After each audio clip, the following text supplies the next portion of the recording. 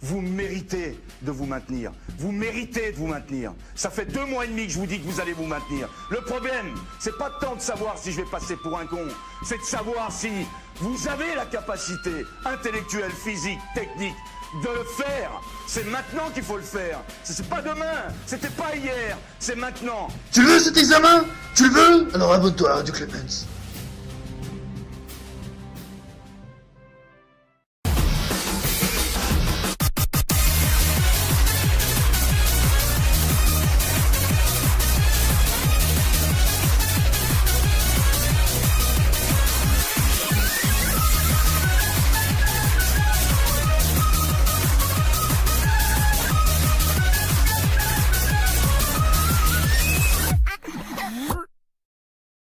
Bonsoir et bienvenue sur Radio Clemens numéro 15, après une pause de 2 semaines. Au début, on était parti faire une pause plus qu'une semaine, mais on a eu un contretemps. Et puis, c'est pas plus mal aussi de prendre aussi 2 semaines de pause parce que je suis content de retrouver toute mon équipe, parce que, mesdames, messieurs, je suis obligé d'accueillir le premier d'entre nous. Jimbo est parmi nous! Il nous arrive tout droit de son stage de l'ONM. Merci beaucoup d'être présent avec nous. Jimbo, c'est adorable. Il y a également Chico, il y a Madame, il y a Queenie, il y a Pringles, il y a RF, on a du membre du public, et on a un nouveau membre du jury. Après Madame, on a Monsieur. Alors pour ceux qui ont apprécié certaines voix masculines de nouveaux jingles, sachez que Monsieur n'est pas innocent. Bien, nous avons un nouveau candidat, voilà, c'est la première fois qu'il passe à Radio Clemens, il n'a même jamais été membre du public, et on lui a donné comme thème ce soir les exigences du procès. Et on va notamment parler d'une réforme, et Chico va pouvoir nous en parler plus en détail, d'une réforme de la Cour de cassation qui permet à la Cour, en matière civile, si je ne me trompe pas, pour un objectif de bonne administration de la justice, de juger en fait. Et c'est pour ça que nous allons intituler, je pense, cette vidéo « La Cour de cassation, juge du fait ». Point d'interrogation. Et oui, c'est provoque. Et c'est ainsi que je te passe la parole, Chico. Parle-nous de ce thème qui te tient tellement à cœur et qui t'empêche de dormir. Merci beaucoup, mon cher Clément. Alors, c'est vrai que je n'en dors plus la nuit. Quand j'ai appris que... Ça va être un dessin, là. C'est vrai. Et quand j'ai appris que la Cour de cassation pouvait juger au fond, bah, je le dis en toute sincérité, et je ne rougis pas de le dire, mais j'ai eu envie de pleurer. Parce que c'est pas dans notre tradition juridique, c'est pas... Enfin, voilà, c'est pas dans nos habitudes de savoir que la Cour de cassation juge en fait. Et donc c'est une loi du 18 novembre 2016 et qui a ajouté un alinéa dans alors un article que je n'ai pas sous les yeux du Code de l'organisation judiciaire. Alors l'article c'est L411-3 du COJ par la loi du 18 novembre 2016. Merci beaucoup. Et donc cet alinéa permet à la Cour de cassation de statuer au fond si cela est justifié par une bonne administration de la justice. Alors la bonne administration de la justice, qu'on a parfois opposée à la bonne justice, qui n'est pas totalement définie, qui pour certains s'apparente à une vision managériale de la justice, qui correspond plus ou moins à une optimisation des deniers publics alloués à ce service de la justice. Donc la Cour de cassation peut juger au fond. Alors pour nous c'est très nouveau. C'est très nouveau, donc c'est très étrange. Après il y avait certaines matières, notamment en droit de la consommation, je pense aux clauses abusives, où la Cour pouvait connaître du déséquilibre, et donc elle était amenée à avoir une analyse factuelle. Il me semble que dans certains domaines résiduels, elle était amenée à connaître du fond. Alors tout à fait, et puis certains aussi se sont demandé si déjà la cassation sans renvoi, qui ne date pas d'hier, hein. La cassation sans renvoi, ça date des années 60, donc la cassation sans renvoi, certains se sont demandé si ça faisait pas de la Cour de cassation un juge du fait. Voilà. Alors aussi, peut-être on pourrait un petit peu présenter quelques nouveautés dans le visage de la Cour de cassation par rapport aux faits. Alors la Cour de cassation, peut-être juste on peut un petit peu, si on veut donner quelques pistes, renvoyer les lecteurs vers un très bel article de Pierre Bellet, qui était premier président de la Cour de cassation. Alors c'est un article de la fin des années 70 qui s'appelle « Grandeur et servitude de la Cour de cassation ». Et dedans, il y a cette phrase très célèbre dans laquelle il dit que finalement, le droit, c'est tout ce que la Cour de cassation veut contrôler, et le fait, c'est tout le reste. Voilà. Tout ce qui n'intéresse pas, on va dire, c'est l'appréciation souveraine des juges du fond, parce que sinon, on sait bien que si on en fait des questions de droit, on va être submergé de pourvois, on va être débordé, on va plus savoir quoi faire, des pourvois en veux-tu, en voilà, on va être noyé, donc panique à bord à la Cour de cassation, donc on fait pas ça. Ça va créer des emplois, c'est bien. Bah, certes, certes, mais Excuse-moi, bon, je suis un peu malade ce soir. oui, voilà. Mais bon, en même temps, est-ce qu'il y a un droit finalement à accéder à la Cour de cassation aussi bien que à la Cour d'appel? C'est une question qui mériterait d'être posée. Mais alors, surtout, récemment, il y a ce qu'on appelle le principe de proportionnalité. Alors, le principe de proportionnalité, c'est un petit peu une nouveauté. C'est d'origine européenne. Ça vient de la Cour européenne des droits de l'homme. Alors, peut-être on peut dire quelques mots dessus. Je t'en prie, quand Alors, tu dis on. Alors oui, parce que toutes celles et tous ceux qui veulent participer. Oui, mais on va tous hocher la tête avec des onomatopées dégueulasses. Sortez une onomatopée dégueulasse, s'il vous plaît. Merci.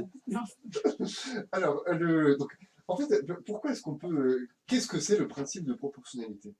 Alors, on sait on sait qu'en droit français, on a déjà le contrôle de conventionnalité. Ça veut dire que le juge français peut contrôler la conventionnalité de la loi. Alors même qu'il ne peut pas contrôler sa constitutionnalité, mais il peut contrôler sa conventionnalité. Et ça fait que, mais en France, évidemment, on va écarter la règle de droit, parce que en tant que telle, non pas dans cette espèce, mais on va écarter la règle de droit en tant que telle. Et même chose pour les QPC avec le Conseil constitutionnel. Mais la Cour européenne, elle, non seulement elle vérifie que les législations nationales sont conformes à la Convention, mais encore que leur application dans une affaire donnée est conforme à la Convention. Et notamment, elle va se demander s'il n'y a pas de disproportion, et si l'application d'une loi dans un cas particulier ne va pas être disproportionnée par rapport aux droits et aux libertés qui sont protégés par la Convention. Et donc, la Cour de cassation, par plusieurs arrêts rendus le même jour par l'Assemblée plénière en 2011 en matière de procédure pénale, la Cour de cassation alors peut-être on peut préciser aussi en passant que c'était l'actuel premier président de la Cour de cassation qui était président de la Chambre criminelle à cette époque-là. Et donc, voilà, exactement, merci. Et donc, ces arrêts de la Chambre criminelle, de l'Assemblée plénière de 2011, donc sur des questions de procédure pénale, ces arrêts précisent qu'on doit se conformer à ce qui est prévu par la Convention européenne sans attendre de se faire condamner par la CEDH. Ce qui est raisonnement tout à fait judicieux. Mais c'est que pour ne pas se faire condamner par la CEDH, forcément, il faut adopter la démarche de la CEDH. Il faut se dire, est-ce que si des gens venaient à traîner notre État devant la CEDH, pour parler en termes peut-être un peu Moins littéraire. voilà, peut-être un peu moins juridique. Bon, si on venait à attaquer la France devant la CEDH, est-ce qu'on serait condamné? Et pour éviter cette condamnation, il faut se mettre dans les méthodes du juge de la CEDH. Hein. Et la CEDH, elle connaît des faits. Et donc, c'est que la Cour de cassation, elle va apprécier, elle va faire comme fait la CEDH finalement. Voilà. Alors, ça a posé différents problèmes. Alors, c'est vrai que c'est admis en droit anglo-saxon, mais alors, c'est que ça a choqué un petit peu une partie de la doctrine, qui sans doute est peut-être plus conservatrice que d'autres branches du droit, hein, que les professions judiciaires, etc.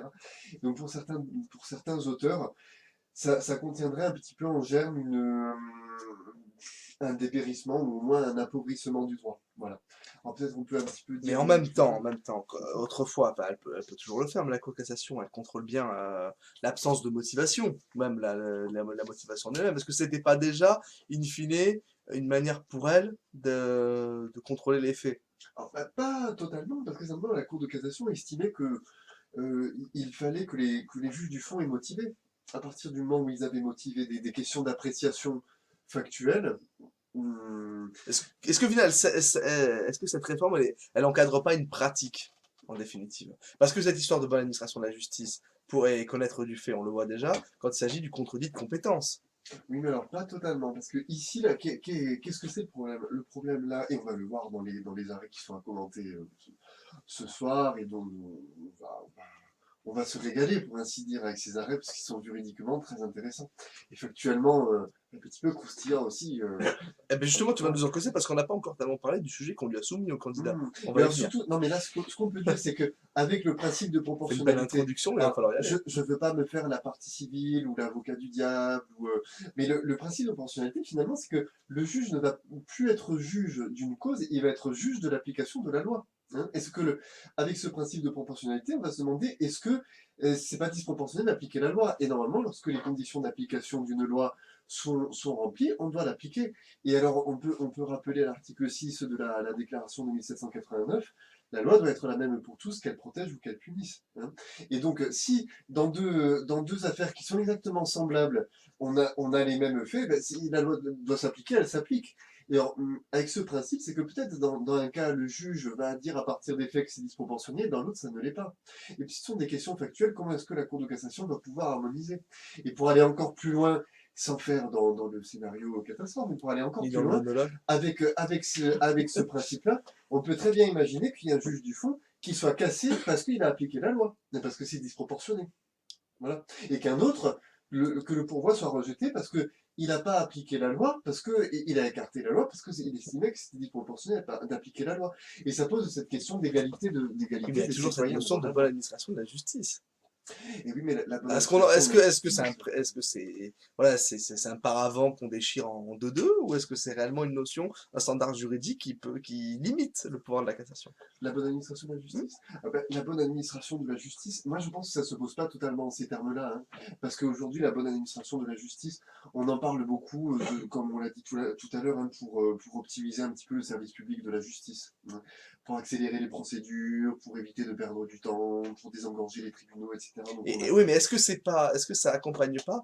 Tu arrives déjà en cassation, si jamais t'as un souci de fond, enfin voilà, il y a un moyen de cassation qui est purement procédurier, mais en soi, la solution au fond, elle est facile à trouver. Est-ce que c'est pas aller dans le sens de l'intérêt du justiciable pour éviter un délit de justice que tout de suite la Cour de cassation elle dise bon, comme le Conseil d'État des fois le fait, dit bon ben écoutez, allez, on va pas renvoyer à une autre cour d'appel, c'est bon, la décision je la connais, je vous tranche votre problème de procédure et je vous donne la réponse, et puis ciao.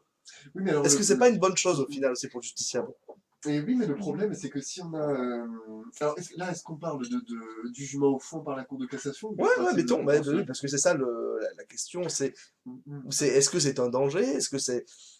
Voilà, est-ce que. Disons que le jugement au fond par la Cour de cassation, c'est pas particulièrement dangereux. Et puis après aussi, bon, peut-être qu'on fait un petit peu un faux procès à la Cour de cassation parce que les faits n'ont jamais été totalement absents de la technique de cassation. Hein. Est-ce que tu es en train de nous C'est dire que les simplement cernes sont inutiles? Non, mais disons que c'est pas ça. Disons que c'est simplement qu'on ne peut pas introduire devant la Cour de cassation des faits qui n'ont pas été constatés par les juges du fond. Hein. Et bien entendu que pour apprécier la règle de droit, il faut quand même examiner les faits.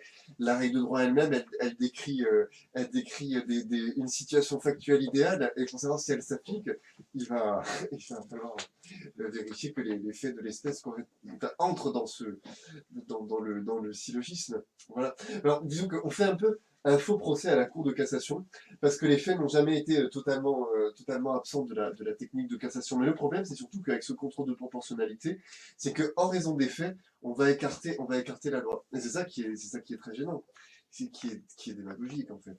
Ouh, le mot est lâché. Alors, et comme c'est toi donc tu nous avais proposé ce sujet, et j'aime bien parce que Radio Clément c'est avant tout une aventure collective,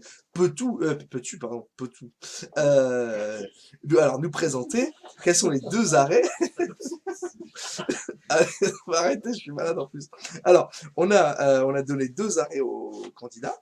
Donc un arrêt du 4 décembre 2013 et un autre en date du 8 décembre 2016. Et on a également donné l'article L411-3 dont on vient de parler. La Cour de cassation peut casser sans renvoi lorsque la cassation n'implique pas qu'il soit à nouveau statué sur le fond. Elle peut aussi, virgule en matière civile, virgule, statuer au fond lorsque l'intérêt d'une bonne administration de la justice le justifie. Voilà, alors, rapidement, ces deux arrêts qui te tenaient à cœur, qui sont avant et après la réforme. Oui, exactement. D'ailleurs, peut-être que le candidat nous parlera aussi de l'application dans le temps des règles de procédure qui du coup sont immédiates. Exactement. Alors, est-ce qu'on peut dire sur ces deux arrêts, on peut les présenter peut-être un peu brièvement? Voilà, rapidement, et ensuite je vais le chercher, mais on est dans les temps, on est bien. Bon, bah alors, on est dans les temps, mais Et on n'est va pas le mouillé. faire de façon concise. Hein. Alors, simplement, mais ces deux arrêts. D'abord, l'arrêt de 2013. Donc, il s'agissait. Alors, je ne l'ai pas sous les yeux. Il me semble que c'était une femme qui avait épousé son ex-beau-père. Oui. C'est ça. Hein. Et alors que l'arrêt de 2016, pour le coup, c'était. Alors, ça ressemblait à. Mais c'était. Qui avait épousé qui déjà? Le deuxième arrêt Oui, le deuxième arrêt.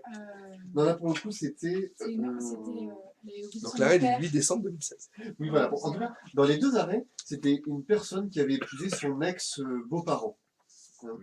Alors ça, bon, comme chacun le sait, c'est interdit par l'article 161 du Code civil. Et alors, c'est permis seulement à titre exceptionnel par l'article 164 si la personne créée en alliance est décédée, mais encore avec dispense du président de la République. Vous voyez? Donc, ça montre que c'est des prohibitions, c'est pas de la gnognotte, si on peut dire ainsi, de vouloir prohiber des mariages avec son ex-beau-père ou belle-mère. On ne va pas entrer dans les détails, ce serait peut-être un petit peu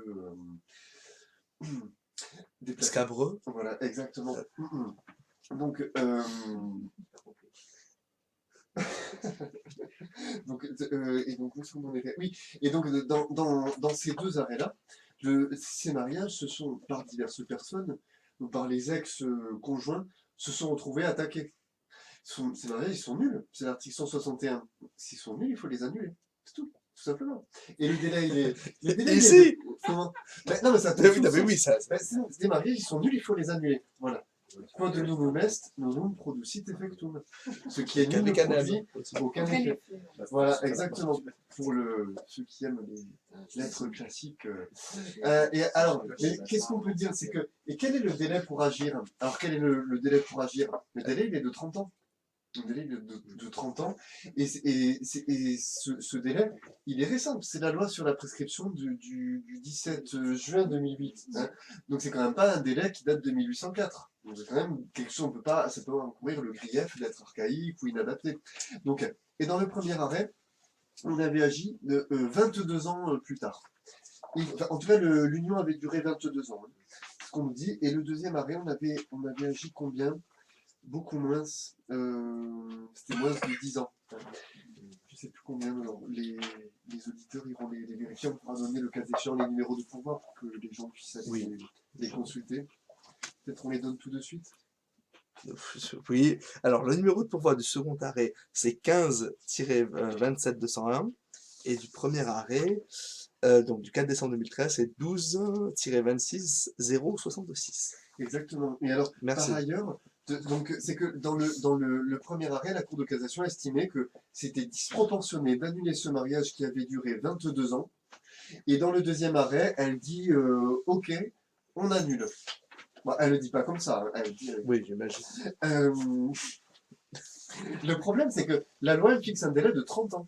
Donc la loi, c'est la même pour tous, c'est un délai de 30 ans. Et là, on nous dit c'est un délai de 22 ans, c'est trop long, mais vous n'y pensez pas, etc. Et dans l'autre arrêt, on nous dit c'est un délai de 8 ans, 7 ans, quelque chose comme ça. Là, je sais plus. Bon, c'est plus court. On ira le lire. Donc, c'est un délai beaucoup plus court et on dit ah mais non, mais là, on va annuler, c'est pas possible, etc. Vous imaginez. Alors voilà. Mais il y a un délai fixé par la loi. Donc si on se tient pas au délai fixé par la loi, mais finalement, ce sera un petit peu la course aux arguments de celui qui va dire mais pour moi c'est disproportionné, pour moi ça ne l'est pas. Voilà. Alors que si on se tient au délai légal, c'est le délai légal. Voilà. Et ça évite beaucoup de complications. Et par ailleurs, juste, on peut inviter nos auditeurs à lire le communiqué joint à l'arrêt du 4 décembre 2013, parce que c'est vrai que c'est une jurisprudence peut-être un petit peu avant-gardiste, voire iconoclaste. Pour le dire ainsi. Et justement, dans cet arrêt, la Cour de cassation prend soin de préciser que ce n'est pas une annulation de l'article 161 du Code civil de erga omnes, mais que c'est seulement pour l'espèce, et elle précise que c'est seulement par rapport aux faits. Vous voyez ? Et donc voilà, et alors ça a choqué beaucoup de gens. Alors on va voir si ça aura choqué les candidats. Et ce qui est intéressant, peut-être, je ne veux pas trop m'étendre, parce que le candidat le dira mieux que moi, mais ce qui est intéressant, c'est que dans le deuxième arrêt, et c'est ce que demandait Bertrand Nouvel, parce qu'il disait que ça faisait partie du processus de modernisation de la Cour de cassation, etc., c'est que on va... cet arrêt, finalement, il y a quand même une motivation peut-être un petit peu plus développée. Voilà. Alors, est-ce qu'on va aller jusqu'à les arrêts fleuves de la CEDH ? Alors, on n'est pas habitué à ça en France, mais après tout, pourquoi pas ? Ça, c'est un long processus à la Cour de cassation qui se met à part des arrêts pilotes à essayer de motiver différemment leur arrêt, à moderniser la technique de cassation et voire même à faire comme la Cour européenne des droits de l'homme, à se référer elle-même à sa propre Ça jurisprudence. serait bien qu'elle commence à faire ça. Ah, mais ça, elle le fait déjà, hein. Oui, je Parfois, crois elle que l'a c'est une déjà réforme Et alors, il y a même un Je peux pas arrêt, risquer de dire une date, mais alors, tu sais qu'il y a même un arrêt de la Cour de cassation qui dit simplement, attendu que le deuxième arrêt est conforme à la doctrine de la Cour de cassation, il convient d'annuler le premier. ah, mais là, tu es dans la procédure d'admission des pourvois, dans le Alors, filtrage. je sais plus quel arrêt. Non, C'est non, non, l'arrêt, ils ont une procédure de filtrage. Il y a un arrêt, alors je ne sais plus quelle est la date, mais il est extrêmement récent, où la Cour de cassation cite même ses propres On jurisprudences. est compte qu'on est en train de se fasciner de ça, alors que le Conseil d'État le fait depuis... Et, Et, enfin, je veux Ah, dire, wouh, enfin. Ah oui, mais peut-être parce qu'en France, on a un petit peu cloisonné le droit public et le droit privé. Donc, des gens qui ont une mentalité de droit privé sont. Je sais pas, Le peut-être jour où qu'on je est- verrai un... Vous C'est connaissez que pourquoi, la jurisprudence, moi, c'est pas une cependant, source du droit. dans Ah, mais c'est C'est un ça la arrêt, question fondamentale. Disons qu'après, il faut pas être hypocrite. Bien sûr que c'est une. Même le professeur Zenati va jusqu'à dire que la jurisprudence, c'est presque une source presque de valeur législative. ouh, débat. Après, Et puis on posera la question au candidat. Je vais aller le chercher. Ah oui, bah après, c'est sûr Je vais aller chercher. que c'est une doctrine très Je vais aller autorisée, chercher. mais qui, comme toute doctrine, est Je vais sujette aller à la chercher. discussion. Donc, faut être d'accord. Je vais aller le chercher. Mais juste peut-être pour finir, on peut quand même dire que la Cour de cassation, elle a un petit peu créé de toutes pièces l'enrichissement sans cause, simplement à partir de l'article 3 du Code civil, elle a élaboré tout ce monument magnifique qu'est le droit international privé, avec cet article, je crois, comme un portail flamboyant, vous voyez. Et voilà, où la Cour de cassation, elle fait feu de tout bois pour faire des constructions juridiques et jurisprudentielles. Ouais. Bon, s'il n'y a plus de remarques, je vais aller chercher le candidat. Je précise que du coup, c'est son tout premier grand oral. Voilà, il a encore connu aucun grand oral. On lui fait peut-être pas un cadeau ce soir, on verra. Non, j'avais un petit peu briefé quand même Ah, il non est pas sur le jeté dans sujet, la mais un fosse peu aux sur le jets, thème. là. Un cadeau empoisonné. Et de surcroît, l'individu est un pur publiciste. après, on peut se dire que pour une première, quand c'est dur, c'est pas plus mal. Allez, c'est sur cette bonne Exactement. parole Gueule. que je vais dans la cave le chercher. Ah, merci beaucoup. Allez, on se retrouve tout de suite. On revient de suite sur Radio Clémence, la radio qui t'apporte CRFPA.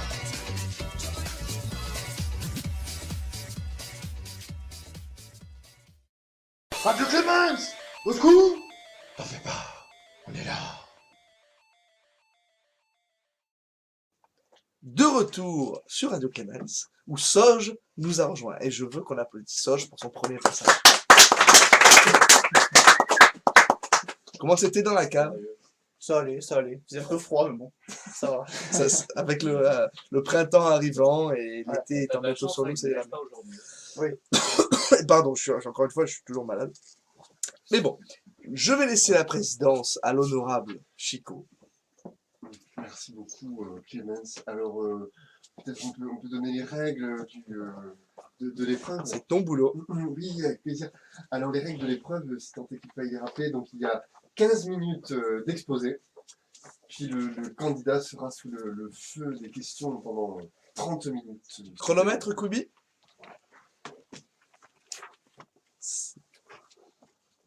Eh bien, effectivement. Ah, pardon. Vous avez la parole. Merci, Monsieur le Président. Monsieur le Président, Mesdames et Messieurs les membres du jury, Benjamin Constant tenait les formes judiciaires pour quelque chose d'important et de précis qui oblige les juges à se respecter eux-mêmes.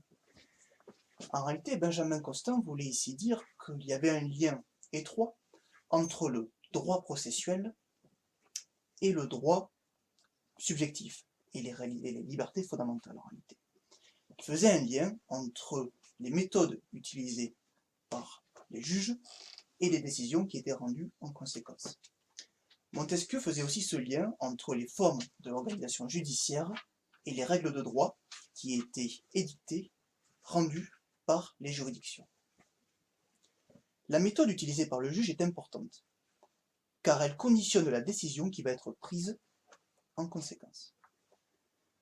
Il convient de parler ici de droit garanti, parce que les règles du droit processuel permettent de concrétiser les libertés fondamentales. Mais dans cette affaire, nous allons voir justement que c'est la méthode du juge de la Cour de cassation qui est très spéciale. En l'espèce, il s'agit de deux arrêts de la Cour de cassation. deux arrêts de première chambre civile, puisque nous sommes dans le domaine du droit de la famille. Un arrêt du 4 décembre 2013 et un autre arrêt plus récent du 8 décembre 2016. Les solutions sont inverses, mais c'est la motivation et la structure de l'arrêt qui est importante. Les faits, je ne vais pas m'attarder longtemps parce qu'ils sont assez complexes, mais ce qu'il faut savoir, c'est que ces arrêts sont relatifs à l'interdiction faite par le Code civil du mariage entre alliés.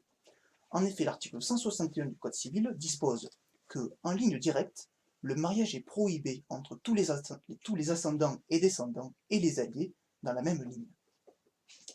C'est ce qu'on appelle l'ordre public familial, c'est-à-dire un ensemble de dispositions qui visent à préserver certaines valeurs pour faire échec à la liberté du mariage, qui est une liberté fondamentale. Il faut savoir que la Cour européenne des droits de l'homme est fortement attachée à la liberté du mariage. Mais elle tolère certaines limites, puisque l'article 12 de la Convention européenne des droits de l'homme dispose que l'homme et la femme ont le droit de se marier et de fonder une famille, mais selon les lois nationales régissant l'exercice de ce droit. Des limitations sont donc possibles, si elles sont prévues bien évidemment par la loi. Par exemple, un CEDH 2005 BL contre Royaume-Uni.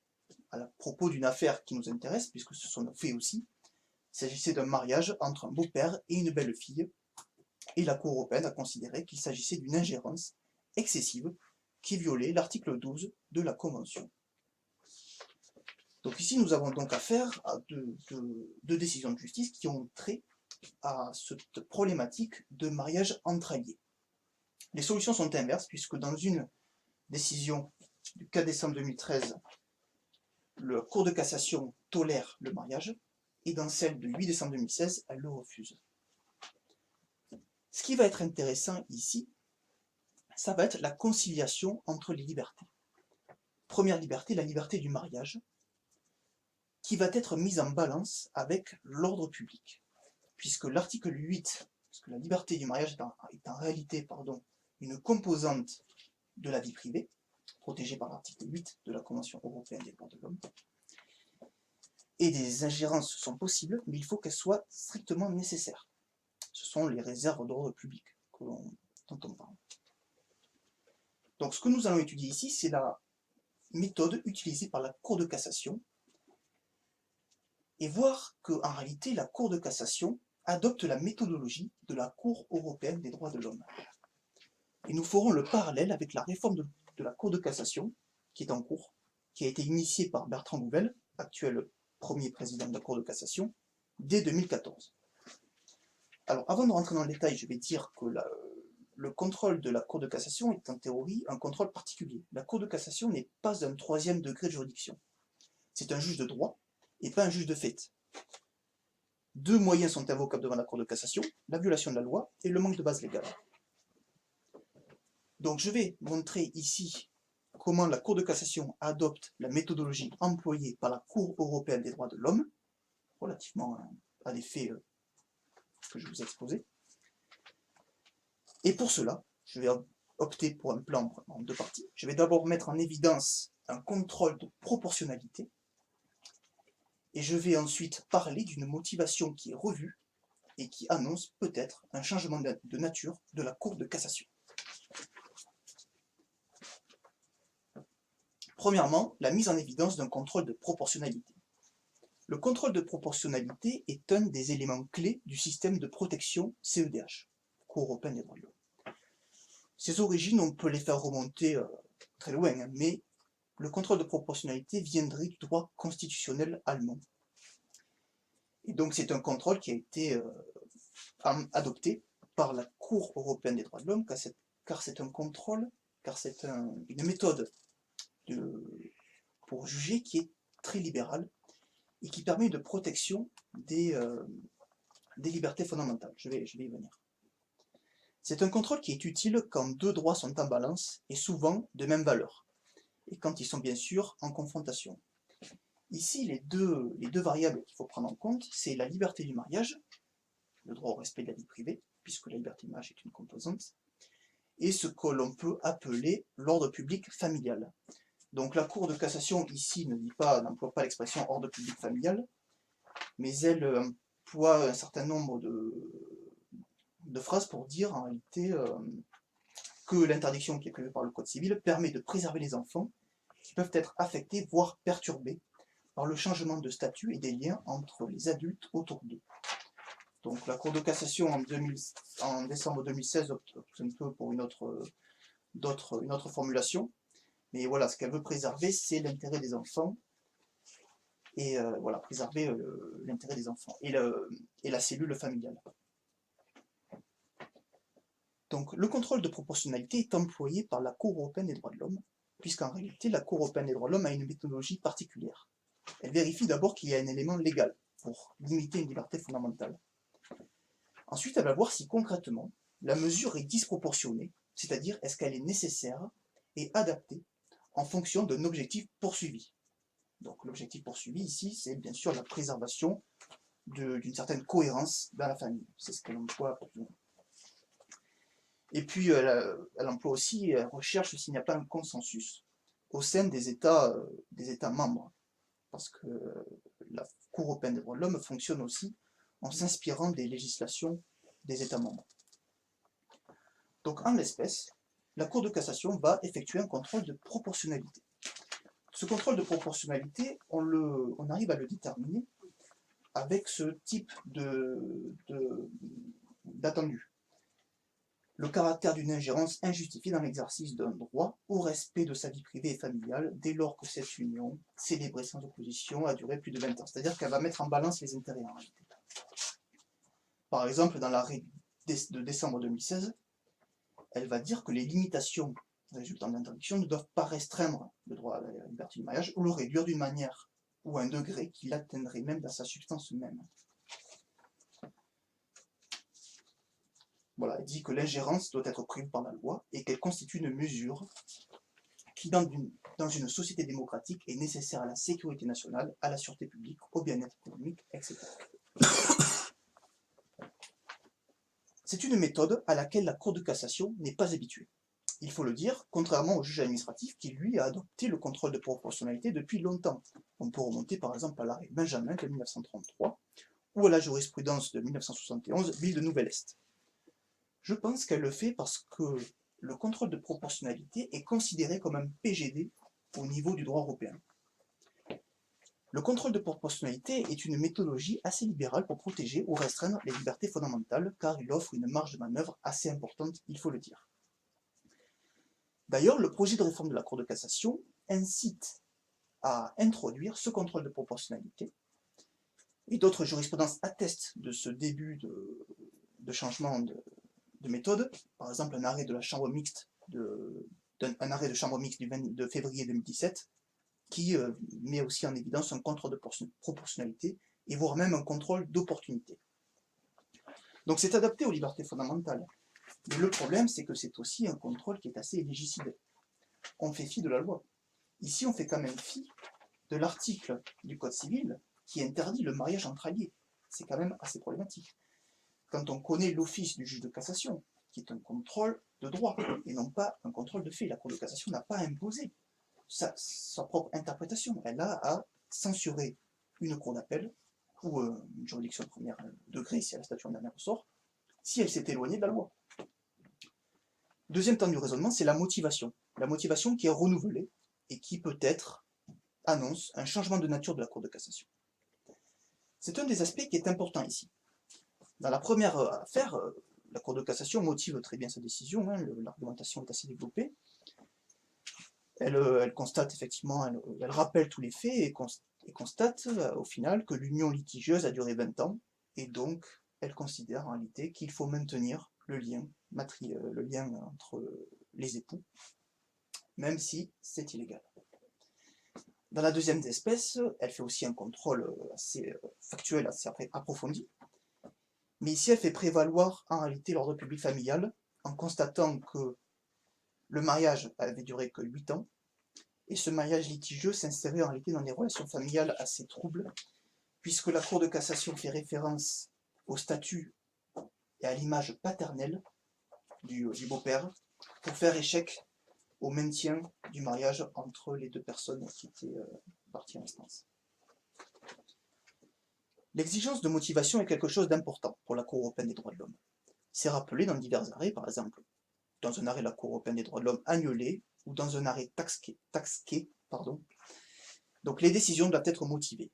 Or, c'est un reproche que l'on pouvait faire à la Cour de cassation, et que l'on peut toujours faire à la Cour de cassation.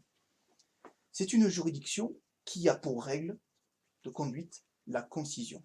Alors c'est vrai que la concision, c'est quelque chose qui est valorisé depuis l'Antiquité, depuis Cicéron. D'être juste, c'est ce qui est concis. Le chancelier d'Aguesseau incitait les juges à être brefs dans la rédaction de leurs décisions de justice. Sous la Révolution, Montesquieu, Robespierre voulaient bannir toute jurisprudence. Il fallait appliquer la loi. D'ailleurs, il y avait un mécanisme de référé législatif, pour l'expression peut-être pas correcte, mais l'idée est là, c'est-à-dire qu'il fallait se référer au législateur quand il y avait une obscurité de la loi. Le problème ici, c'est que la Cour de cassation, bien sûr, tranche ce litige, mais pas forcément sur des normes de droit. Elle met en balance les libertés fondamentales. Et ici aussi, c'est légicide, car la Cour de cassation va vraiment développer sa propre argumentation, contrairement à ce que peut indiquer par exemple l'article 5 du Code civil, qui prohibe les arrêts de règlement, en substance qui prohibe les jurisprudences, qui rappellent son attachement au dispositif. D'ailleurs, dans ces arrêts, on peine vraiment à identifier les attendus de principe. On est obligé, pour comprendre le sens de la décision, de lire l'ensemble des motifs. La réforme de la Cour de cassation et ses conclusions d'étape rendues par ses membres en mars 2017 incitent à réformer la motivation sur le modèle, ce n'est pas dit, mais l'idée est là aussi, incite à renforcer la motivation de la Cour de cassation sur le modèle de la Cour européenne des droits de l'homme, mais également des cours internationales, qui motivent beaucoup plus leurs décisions. Alors le point positif de ces arrêts, c'est que la Cour de cassation devient ici un véritable troisième degré de juridiction. Mais à la limite, ça, ce n'était pas vraiment grave, puisque ce n'est pas pour se mettre en conformité au texte européen, puisque la Cour européenne des droits de l'homme exige seulement l'existence d'un appel, et surtout en matière pénale. Le point négatif, c'est que la jurisprudence va être assez instable aujourd'hui. C'est assez problématique pour la sécurité juridique. Parce que la sécurité juridique est une exigence du procès civil et pénal. Voilà ce qu'il fallait dire, surtout pour la motivation. En tout état de cause, on assiste à une juridictionnalisation de la Cour de cassation, selon l'expression du professeur Zenati. Il faudra voir si la réforme initiée par ces décisions aboutira par une réforme en profondeur de la Cour de cassation.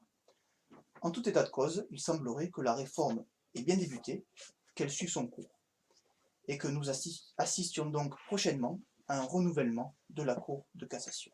Je vous remercie. Merci. Alors, le timing est respecté, c'est formidable. Donc, on va peut-être poser quelques questions. Donc, je faisais cette remarque parce que Madame s'inquiétait de me dire, mais leur tour, Pas sa question. ils ne pourraient pas déborder. Justement, l'heure continue de tourner. Voilà, alors l'heure continue de courir. On va poser quelques questions. Alors, qui voudrait commencer pour poser des questions? Ah ben vous, monsieur le président. Mais moi, je Président d'honneur. je préside, mais je prétends pas être. Vraiment? Bon, alors, C'est l'affaire de Radio Clément, ça suit. Primaire inter pares. voilà. Alors voilà ce que je veux dire. Moi, je suis primaire une table. Bon, on y va. On balance les questions. Alors, on va poser quelques questions. Alors, La question est bon, est-ce que c'est des solutions inverses vraiment là? Ces deux arrêts 2013-2016, est-ce que bon, vous avez dit c'est des solutions inverses. Dans le premier, elle tolère le mariage, mais est-ce qu'on peut parler d'un revirement de jurisprudence avec l'arrêt de 2016? Est-ce que c'est vraiment des solutions inverses? Est-ce qu'il ne faudrait pas nuancer? Je vais préciser effectivement. Donc, oui, je pense aussi que les arrêts sont en réalité complémentaires. Donc, c'est les dispositifs qui sont différents. Voilà, c'est les dispositifs. Mais après, sur le fond, la méthode utilisée est semblable. Voilà ce que j'avais répondu sur ça. D'accord. Alors, une question. Madame. Est-ce que vous connaissez une décision ou d'autres décisions qui ont été rendues sur les mêmes motifs par la Cour de cassation avant ces arrêts? Alors, avant ces arrêts, j'ai un arrêt bien sûr avant décembre 2016, qui est un arrêt de chambre mixte, que j'ai rappelé, et dans lequel la Cour de cassation optait un peu pour cette méthodologie-là, avec un contrôle de proportionnalité et une motivation assez enrichie. Mais sinon, avant ces arrêts, non, il me semble qu'il y a un arrêt sur le mariage, je ne suis pas sûr, mais sur un arrêt de droit des affaires, je crois, il y avait aussi cette logique-là de contrôle de proportionnalité. Je ne sais pas de quoi vous voulez parler. Ouais, c'est une simple question. Autre question, en quoi cette décision de 2013 et celle de 2016 finalement pose problème par rapport aux missions qui sont dédiées à la Cour de cassation? Le problème, c'est que la Cour de cassation est un juge de droit, normalement. La Cour de cassation est un juge de droit qui doit contrôler la décision qui est rendue par une cour d'appel.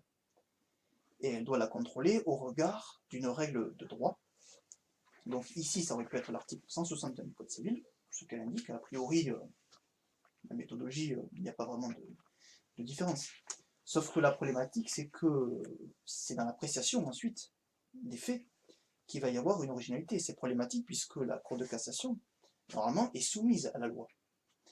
Et dans cette espèce-là, elle prend beaucoup de largesse avec le Code civil pour en déduire une solution qui peut être inattendue.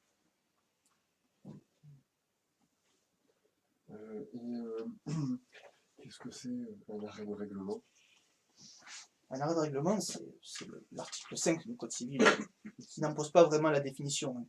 C'est une périphrase arrêtée pour dire qu'est-ce que c'est. Un arrêt de règlement, c'est un arrêt qui est en décision de justice, pour parler juridiquement. C'est une décision de justice qui va avoir vocation à s'appliquer à l'avenir. C'est-à-dire ça va être un énoncé assez général, qui est en réalité une norme juridique, qui peut être à l'instar d'une règle législative, et qui va avoir vocation à s'appliquer pour d'autres affaires similaires. C'est un peu le système de commandement en réalité. J'exagère. Et après, c'est que vous avez parlé de la Cour européenne des droits de l'homme et de l'appel, et notamment les voies de recours. Est-ce que la Cour européenne exige vraiment qu'il y ait un appel dans les différents pays partis à la Convention? Alors, l'appel est une exigence, effectivement. L'appel est une exigence, mais c'est une exigence qui est assez limitée puisque c'est une exigence qui ne vaut en réalité qu'en matière pénale, véritablement. Donc là, on est en matière civile, donc là, c'était inapplicable. Mais effectivement, la Cour de cassation, la Cour européenne des droits de l'homme, pardon, exige un double degré de juridiction, de manière générale. Il faut que l'examen, une affaire puisse être réexaminée, parce que sinon, ce serait un peu facile en réalité. Bon, je crois qu'on me voit tous venir avec mes grands chevaux. C'est qui Benjamin Constant? Benjamin Constant est un philosophe. Donc pour le dater, je vais avoir un peu du mal. Je pense que c'est 18e siècle, 19e. C'est juste, les deux sont exacts. C'est entre les deux, je crois. Donc c'est un philosophe qui est souvent cité d'ailleurs en liberté fondamentale, parce que c'est un philosophe qui a défini en réalité la liberté.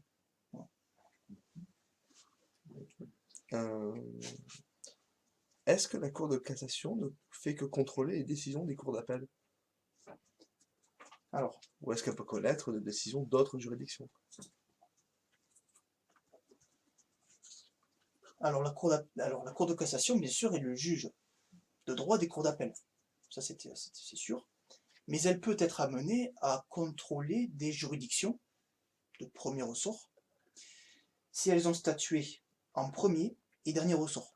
C'est-à-dire pour toutes les juridictions qui ne sont pas dotées d'un appel.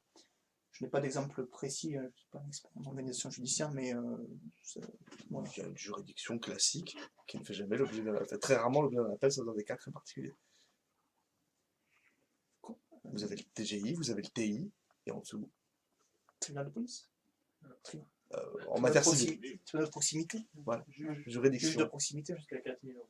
D'accord. Je sais pas. Moi j'ai une question, je sors un peu du sujet, c'est vraiment du quiz. Qu'est-ce que ça veut dire lorsqu'on dit qu'un juge statue extra petit a ou infra petit a? C'est quoi la différence? Alors, ça va être ce qui va accorder par rapport aux demandes des parties en réalité. D'accord. Donc, le juge, normalement, est lié par les moyennes des parties. Mais dans certaines hypothèses, il va pouvoir accorder plus ou accorder moins. Voilà. Mais bon, normalement, Il peut accorder plus que les demandes des parties? Alors, il faut faire la distinction devant le juge administratif, devant le juge judiciaire. Ah, oui, je parle de l'ordre judiciaire. De l'ordre judiciaire. Alors, je pense qu'il peut accorder plus, oui, je pense. Et non, il est lié par les demandes des Il est parties. lié, Et d'accord.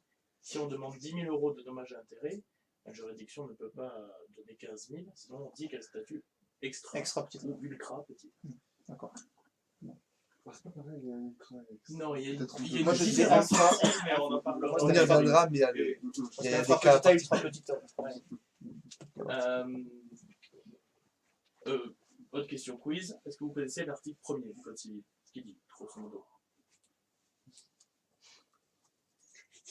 Non, mais c'est pas une question, on sait pas. Je sais, mais J'ai pas un buzzer hein, sur le pupitre. c'est. À mon avis, ça doit être. Alors, je sais qu'il y a l'article, effectivement, je sais plus lequel c'est, mais la loi ne dispose que pour l'avenir, il n'a point de faire rétroactif, mais ça, c'est l'article 2. Donc, l'article 1, à mon avis, ça doit être le champ d'application territorial du Code civil. Non, c'est juste de quelle façon les lois entrent en vigueur. Ah, c'est le modalité. Et est-ce que vous connaissez, alors là c'est encore plus piégeux, est-ce que vous connaissez le premier chapitre du Code civil? C'est une personne. Chapitre, hein, je parle. Il y a des titres, il y a des livres, mais est-ce que le premier chapitre? Je pense que ça va être le chapitre relatif à la nationalité. Non, c'est un piège parce qu'il existe pas. Le Code civil commence sur le chapitre 2. D'accord. Il y a plein de Je sais chapitres. pas. Voilà, c'est une petite coquetterie. C'est vraiment du quiz. Pas du tout. Ça, on savait pas du tout.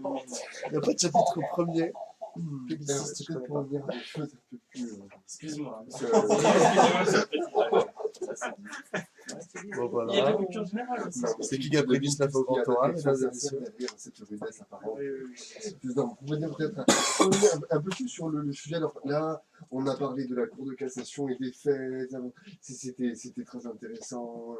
Et alors, certains, notamment, il y a eu un rapport rédigé à la demande du garde des Sceaux de l'époque, Madame Taubira, sur la justice. Et ce rapport préconisait de revenir à un appel voie de référation et que la Cour d'appel devrait contrôler simplement la bonne application du droit. Et alors, qu'est-ce que vous en pensez? Est-ce qu'on n'est pas en train un petit peu de transformer les cours d'appel en juridiction de cassation? Et là, maintenant, la Cour de cassation en juridiction du fond. Est-ce que ça vient, est-ce que finalement, les cours d'appel ne deviennent pas des juges du droit et la Cour de cassation un juge du fait Alors, j'ignorais l'existence de ce rapport, hein, honnêtement. Mais effectivement, si on donne pour mission au cours d'appel de contrôler les motifs de droit, et si on introduit un contrôle des motifs de fait pour la Cour de cassation, c'est vrai on va pas y comprendre grand-chose en réalité. On va troubler un peu les traditions juridiques. C'est toujours problématique pour la sécurité juridique. Mais c'est vrai que, alors je pense que tout ça, sur toile de fond, c'est toujours la Cour européenne des droits de l'homme qui incite la Cour de cassation à se transformer en une véritable juridiction, puisque, bon, au sens du droit, c'est une juridiction, je pense. Mais c'est vrai que son office ne s'intègre pas bien dans l'office d'un juge dont, voilà, qu'on pourrait vraiment toucher du doigt un peu, vraiment un vrai juge, quoi, qui se base sur les faits, etc. Donc c'est vrai que ça introduit quand même un flou notionnel et un flou juridique qui est assez compliqué. Et alors peut-être d'autres veulent poser des questions. Monsieur, peut-être. Monsieur qui aurait une petite question. Sa première question à Tout à fait, la première, effectivement. Vous nous avez parlé tout à l'heure de la réforme portant sur la Cour de cassation. Tout à l'heure, c'était l'objet de votre analyse. Est-ce que vous pouvez nous expliquer brièvement pourquoi cette réforme? Alors, le motif qui est avancé pour réformer la Cour de cassation, c'est l'intelligibilité du droit. Donc c'est quelque chose qui est repris à la fois par Jean-Paul Jean, président de la commission de réflexion, et par Bertrand Louvel. La logique, c'est d'être compris, c'est ce qu'il disait. Il s'inspire d'une phrase belge, c'est le plus important, le juge doit pouvoir trancher, mais il doit être compris aussi. Et donc la logique de cette réforme, c'est de rendre les décisions de la Cour de cassation plus accessibles, justement en les motivant plus. Et surtout, il s'agit de faire de la Cour de cassation une véritable juridiction. Une véritable juridiction, d'abord en renforçant bien évidemment sa motivation, je l'ai dit, mais en renforçant aussi ses moyens techniques, financiers, toujours un motif financier dans les réformes aujourd'hui, mais ça va être aussi le filtrage des pourvois, donc c'est voilà, renforcer l'efficacité de la Cour de cassation. Merci. Donc dans le même esprit que la question précédente, certains évoquent que cette réforme est due à une nécessité, celle de suivre en fait donc le pas de la CEDH, qui elle opérait sans complexe le contrôle de proportionnalité, et estimerait que finalement, donc le promoteur, que la Cour de cassation doit opérer sous un contrôle, sous peine de voir ses décisions constamment condamnées par la CEDH. Qu'est-ce que vous en pensez de ça? Alors c'est vrai qu'il y a une situation, la Cour de cassation est dans une situation complexe, parce qu'elle a du mal en réalité avec les décisions de la Cour européenne des droits de l'homme, donc elle se fait de plus en plus sanctionner, donc ça c'est objectif, et je pense qu'elle se fait de plus en plus sanctionner parce que justement, en réalité la Cour européenne des droits de l'homme sanctionne la loi française, et elle sanctionne la loi française telle qu'interprétée par la Cour de cassation.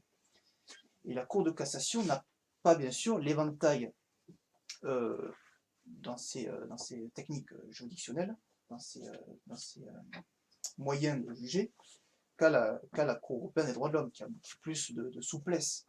La Cour de cassation est assez limitée. Donc la réforme, effectivement, c'est pour d'abord éviter que la Cour de cassation soit systématiquement condamnée. C'est pour qu'elle s'adapte à un nouveau modèle de cour européenne, voilà, qui motive, etc. Voilà, en réalité c'est ça, quoi. Et aussi, et surtout, ce qui est important aussi, c'est réaffirmer la subsidiarité. Parce que la Cour européenne des droits de l'homme rappelle depuis longtemps, notamment le protocole de Brighton, qui incite à la subsidiarité. Et la Cour de cassation voudrait avoir plus de marge de manœuvre lorsqu'elle a surtout apprécié des libertés fondamentales, puisque c'est surtout les libertés fondamentales qui posent problème. Et est-ce que vous pensez pas finalement que ces décisions et la réforme qui les a suivies, c'est finalement pas le retour du spectre des gouvernements des juges et a fortiori la fin de l'état de droit? Alors, la fin de l'état de droit, peut-être je n'irai pas jusque-là, parce que bon, je pense qu'en réalité la réforme ne va pas aller aussi loin, je pense. Bon, on est dans la prospective, donc je ne peux pas m'exprimer vraiment, parce qu'on est encore sur un projet.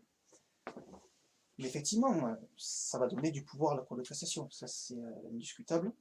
Ça va donner du pouvoir à la Cour de cassation, elle va avoir beaucoup plus de possibilités, et elle va pouvoir substituer ses décisions aux lois. Je pense. Hein. Bon, mais... Et autre petite question, et après on aurait terminé sur ces documents qui vous ont été soumis. Pourquoi on fait une distinction finalement entre fait et droit? Alors, c'est une distinction qui est fondamentale en droit. Parce que c'est ce qu'on appelle le syllogisme judiciaire. Parce que la Cour de cassation est attachée à laisser au juge du fond le contrôle des motifs de fait. C'est ce qu'elle dit, c'est l'appréciation souveraine des juges du fond.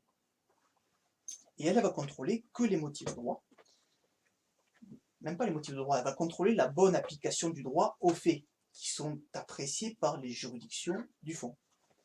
Et on fait cette distinction pour justement pour protéger la loi.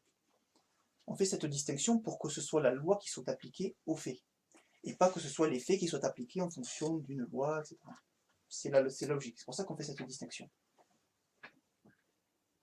Une question, je sors un peu du sujet dans des places à Monsieur le Président, mais c'est toujours un peu lié quelque part.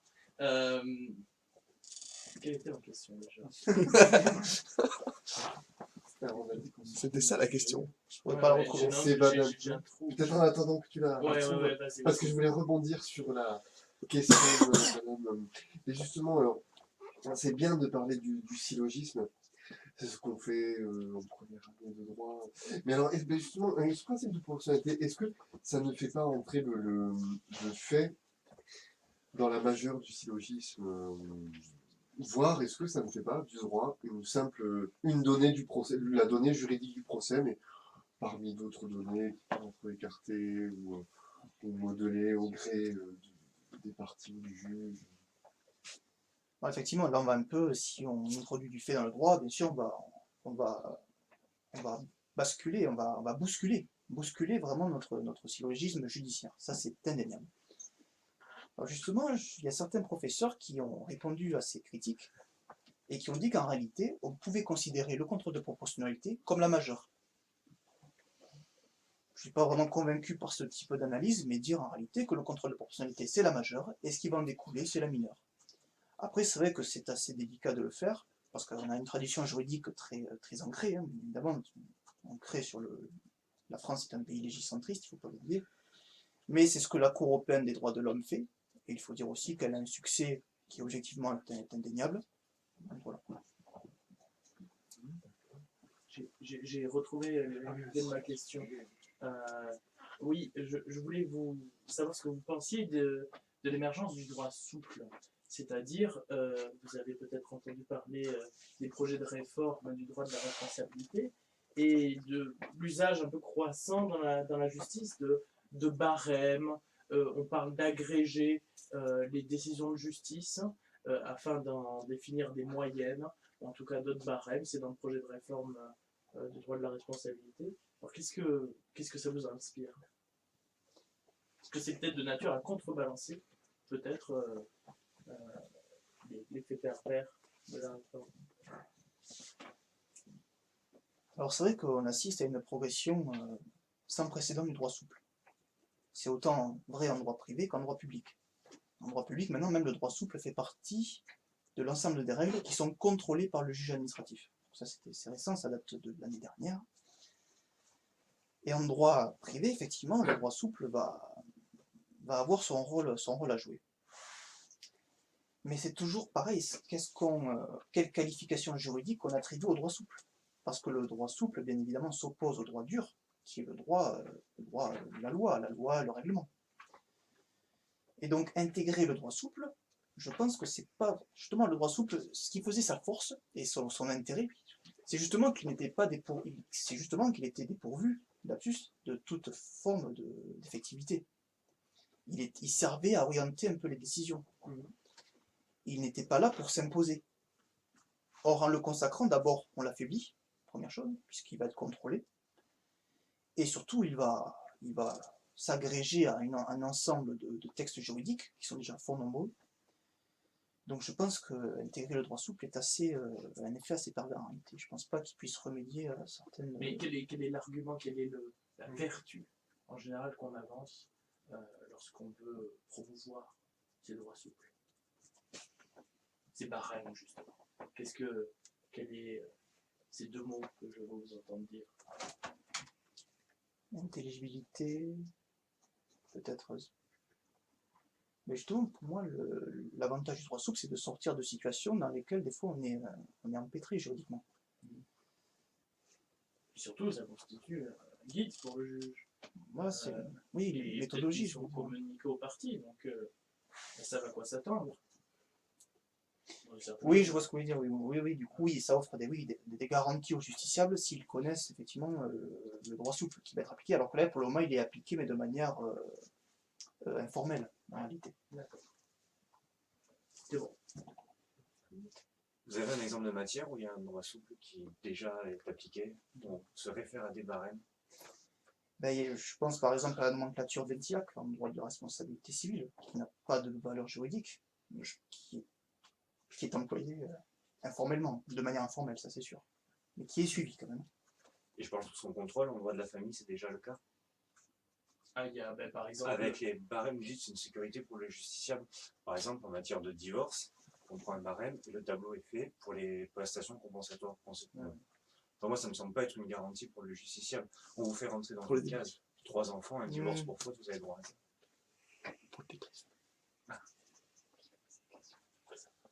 QB. Question. Est-ce que vous connaissez un grand auteur qui a laissé une empreinte indélébile au droit processuel? Alors, je connais un professeur, Bernard Beignet, a écrit pas mal à ce sujet, le droit processuel, me semble. Peut-être quelqu'un qui est mort. Justement, je lui laisse le choix. Ah. Je lui laisse le choix. Attendez un peu, j'en ai. C'est bon du temps. Henri Moutkiski. Non. Qui sont les juges du quai de l'horloge? Ce sont les juges de la Cour de cassation, D'accord, et ceux du Palais Royal? le Conseil d'État. Il y a combien de Et La rue Et du Conseil Et la- constitutionnel. et la rue Et du- République. tribunal des conflits? Oui. Yes. Combien de chambres à la Cour de cassation? Alors, on va compter, je l'ai jamais en tête. Chambre commerciale, Oui. chambre criminelle, Oui. 3 chambres civiles, Oui. et la chambre sociale, bien sûr, 6 chambres. Est-ce qu'un avocat autre que l'avocat au conseil peut-il plaider devant la Cour de cassation ou au Conseil d'État? Alors, il y a un monopole. Il y a un monopole, c'est-à-dire que seuls les juges au conseil peuvent plaider devant le Conseil d'État ou la Cour de cassation. Ce qui est d'ailleurs critiqué.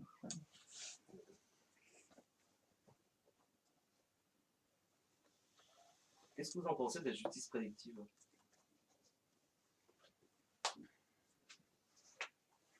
Alors, le problème de la justice prédictive, c'est que c'est peut-être un problème au niveau du procès équitable.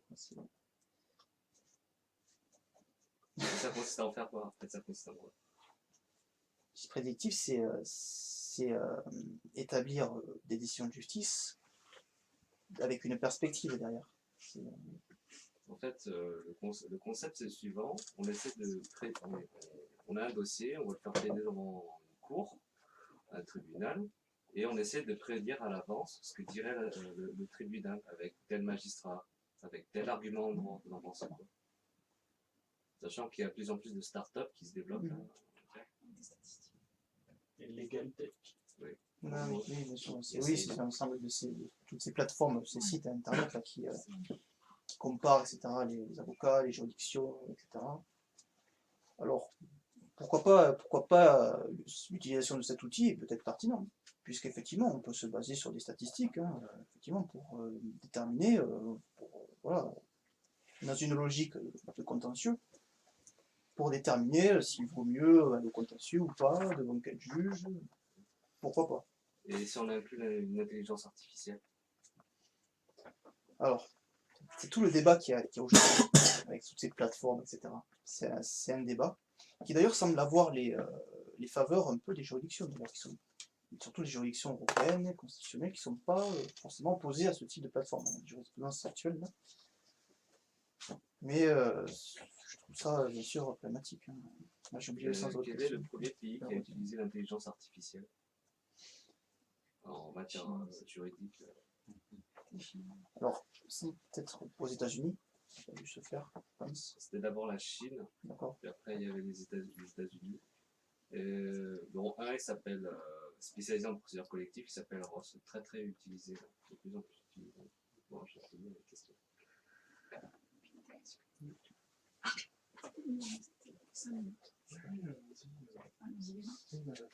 Moi j'ai une question.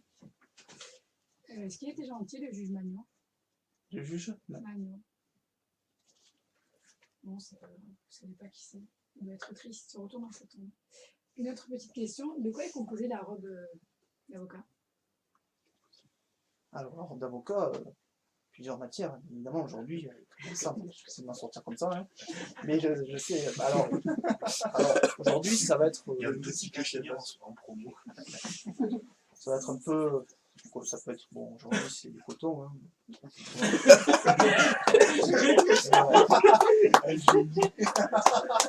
Et surtout l'hermine qui est surtout importante. À la fin, quand même. Et puisque vous parlez de l'hermine, ça représente quoi? Ça représentait une certaine noblesse d'époque, hein. C'était un tissu assez rare, hein, bien sûr. Tissu? L'hermine? C'est une fourrure, mais bon, voilà, il n'y a plus de langage. Oui, c'est une fourrure qui était assez rare, mais c'est pour ça, tout assez résistante aussi. Mais pourquoi l'hermine? Ça C'est blanche. joli. Ça tient chaud. Tenir chaud, non, parce que c'est une partie qui est très étroite parce qu'en réalité, tous les habits d'universitaires, d'avocats, les robes sont en réalité à l'origine des soutanes. Des soutanes en réalité. Elles viennent du monde clérical. Et l'hermine, c'est un symbole, voilà, symbole un peu de noblesse du droit, etc. D'accord. Est-ce que vous connaissez la règle des 3 robes? Ça me dit quelque chose.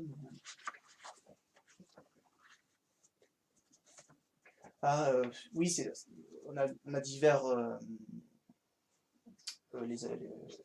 Les juristes ont divers robes pour diverses occasions en réalité. Pour les audiences solennelles, pour les audiences plus simples. Non, on reviendra même là-dessus.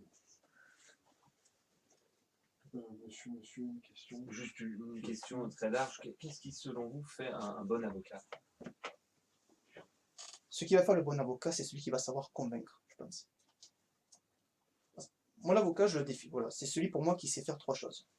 C'est celui qui sait écrire, c'est celui qui sait réciter, et c'est celui qui sait convaincre.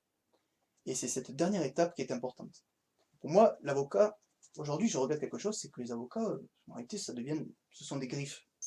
Ils écrivent, voilà, des mémoires, etc. Et on perd un peu ce qu'on avait, voilà, l'image de l'avocat, c'est-à-dire l'avocat qui plaide, qui convainc, qui est éloquent. Pour moi, c'est ça qui fait un bon avocat. C'est celui, voilà, surtout celui qui est formé un peu à l'adversité. Pline le Jeune disait l'adversité montre les grands. C'est l'adversité qui montre les grands. Voilà. Pour moi, c'est ça, un bon avocat.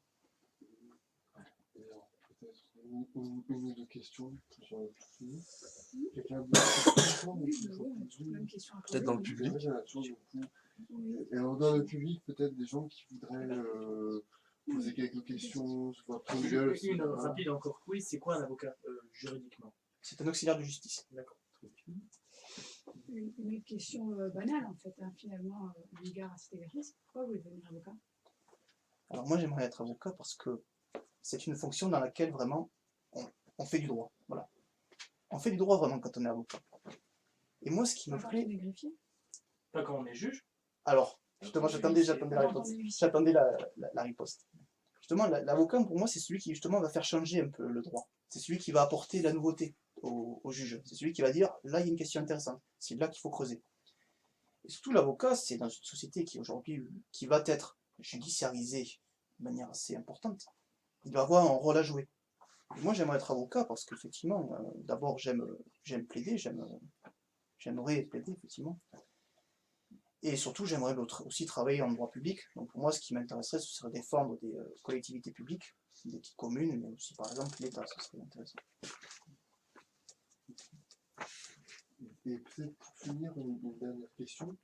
Est-ce qu'il y a un avocat en particulier que vous admirez ou qui serait peut-être un modèle, ou en tout cas une référence? Il y a beaucoup d'avocats que j'admire. Mais si je veux en retenir qu'un, je vais en retenir qu'un, en manque de temps, ce serait peut-être Gambetta. Parce que Gambetta, c'est l'avocat des libertés publiques pour moi. C'est Gambetta qui a fait émerger les libertés publiques. Et c'est vrai que liberté publique et avocature sont pour moi liés. Et Gambetta, même si politiquement, je mets à part ses opinions politiques, je parle de l'avocat, c'est quelqu'un qui avait un peu cette gouaille, cet esprit rebelle, cet esprit très, très intelligent, et qui a inspiré les libertés publiques. Un avocat, voilà, histoire singulière, doté d'une grande intelligence et aux écrits remarquables. Bon, merci beaucoup. Alors, on va quand même applaudir.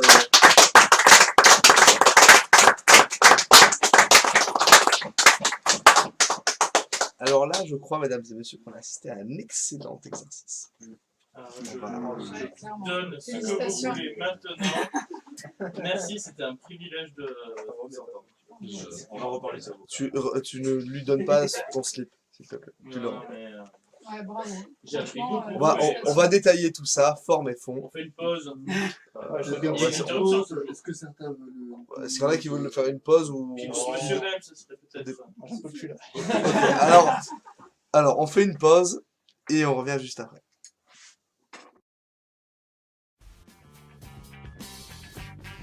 Non mais attends mon con, si tu penses qu'il suffit de miser sur son physique et sa belle gueule le jour du grand taux du CRFPA, tu te fourres complètement le doigt dans l'œil. Sinon les mecs de Radio Clémence auraient fait de la télé. Alors tu vas te repeigner, puis tu ramènes ton cul.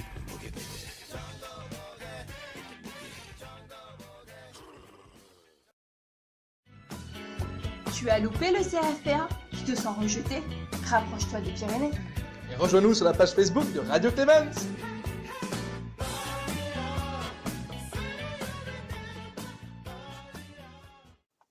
Troisième partie de notre Radio Clémence numéro 15, le débrief de la performance de Sauge. Alors, on s'est quitté, je pense, à l'unanimité pour dire que c'était un excellent exercice. Maintenant, on va rentrer un petit peu plus dans le détail. Donc, classiquement, on fait d'abord la forme, puis ensuite le fond. Messieurs, mesdames, les membres du jury, et également les membres du public, c'est à vous. Merci beaucoup. Alors, on a dit qu'on allait commencer par la forme. Quelques petites remarques. C'est vrai que parfois, c'est pas toujours facile de savoir si c'est dans la forme ou dans le fond. Peut-être madame veut introduire cette séquence. Oui, pour faire de manière générale, c'était très bien. Bravo. Voilà. J'ai rien à dire, c'est particulier sur la forme. Je vais te trouver vraiment très bien. C'est vrai que c'était très bien. Moi, j'ai juste remarqué une chose, mais c'est pas grave après. On le dit, mais c'est pas rédhibitoire. Juste une petite inélégance de langage. D'habitude, on ne dit pas voir même. On dit juste voir. Voilà, on dit pas voir même. Mais après, c'est pas grave parce que tout le reste était très bien. Peut-être d'autres personnes dans le jury. Une petite maladresse dans les réponses. Au moment où tu as glissé, je savais pas. Ouais.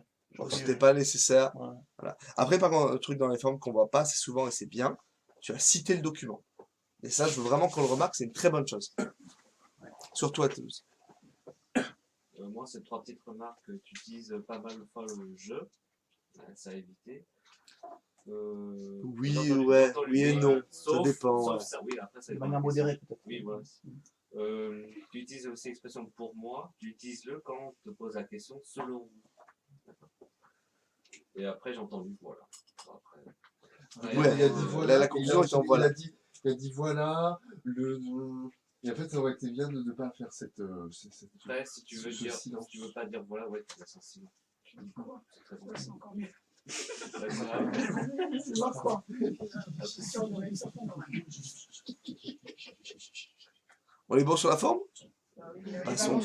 Très bonne technique, le fait de tenir quelque chose dans la main. Oui, au niveau du temps. On voyait que En forme. ça permet temps, de gérer, 14h30. Très bien, 14h30. Tu peux le faire en 30 secondes. Il manque 30 secondes. Non, c'est très bien. 15, c'est trop. Ouais, C'est très bien. 14h30, c'est très bien. Ah non, c'est très bien. Et finalement, les parties, la première était à commencer au bout de la 6e minute. Et pour l'autre, il restait 4 minutes. Donc, c'était des parties qui étaient équilibrées. Donc, c'était bien. On a bien entendu le plan aussi. On a pu noter correctement. C'était un plan qui était équilibré, qui était complètement mobile. Donc, très bien aussi. Essayons éventuellement de développer les questions qu'on lui a posées. Si elle met je sais pas. Par exemple, sur Benjamin Constant, oui, c'était un philosophe, moi. C'était personnel, mais bon, c'était exact, donc je t'ai pas repris. Pour moi, c'est surtout le mec de l'opposition libérale sous l'Empire et la Restauration. Mais voilà, c'est très bien. Et tu as su le situer. C'était ça, et je crois qu'il est né en 1767, il est mort en 1830. Peut-être il est 2 siècles, c'est bon. Voilà. Bon, ouais, mais peut-être qu'il y a d'autres éclaircissements à apporter sur les différentes questions que vous lui avez posées. Oui, mais c'est lié au fond, les questions. Ouais, voilà. Tout à fait. Alors après, on peut passer au fond. Ouais. Oui. Alors, les remarques du fond, ça ne tombez pas, madame. Bon, juste sur les questions, pas sur comment dirait-on, le corps de l'intervention, parce que là, c'était bien, on a apprécié, voilà, justement, on pouvait parler des choses positives. C'est vrai que c'était bien, on a apprécié, il y avait des références. J'ai trouvé que, alors moi j'ai noté certaines choses qui étaient très bien. J'ai trouvé que c'était très bien de dire que la Cour de cassation adopte la méthode de la CEDH. C'est tout à fait ça, c'est très pertinent. C'était très bien de parler de Monsieur Louvel qui a lancé ce mouvement, un petit peu qu'on soit pour ou contre, hein, mais qui a lancé ce mouvement du principe de proportionnalité.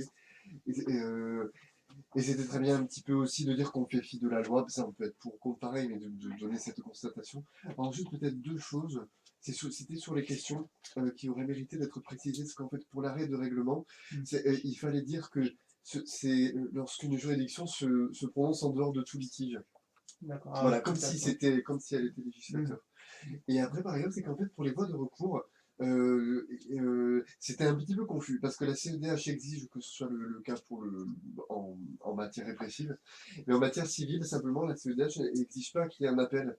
Ce qu'elle dit, c'est juste que les États peuvent l'instaurer s'ils veulent, mais en tout cas, lorsque ça existe, il faut que ça respecte les exigences de l'article 6 sur le procès équitable. Voilà. J'en profite sur la question des avocats au conseil, il y a des exceptions.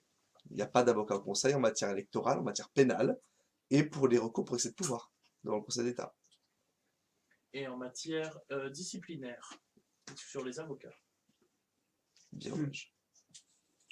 Mais franchement, si c'est contentieux résiduel à la marge... Oui, complètement. Mais la matière pénale, quand même. Ouais. D'autres points? Ben, moi, je dis la perfection à ça d'énervant qu'on n'a rien à y dire, mais on trouve toujours quand même des petites choses. C'était peut-être plus sur... je dis la forme, j'ai pas dit la forme, peut-être il y a eu un moment des pertes de regard, je trouve.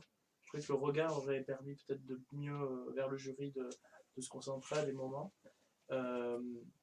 Et puis...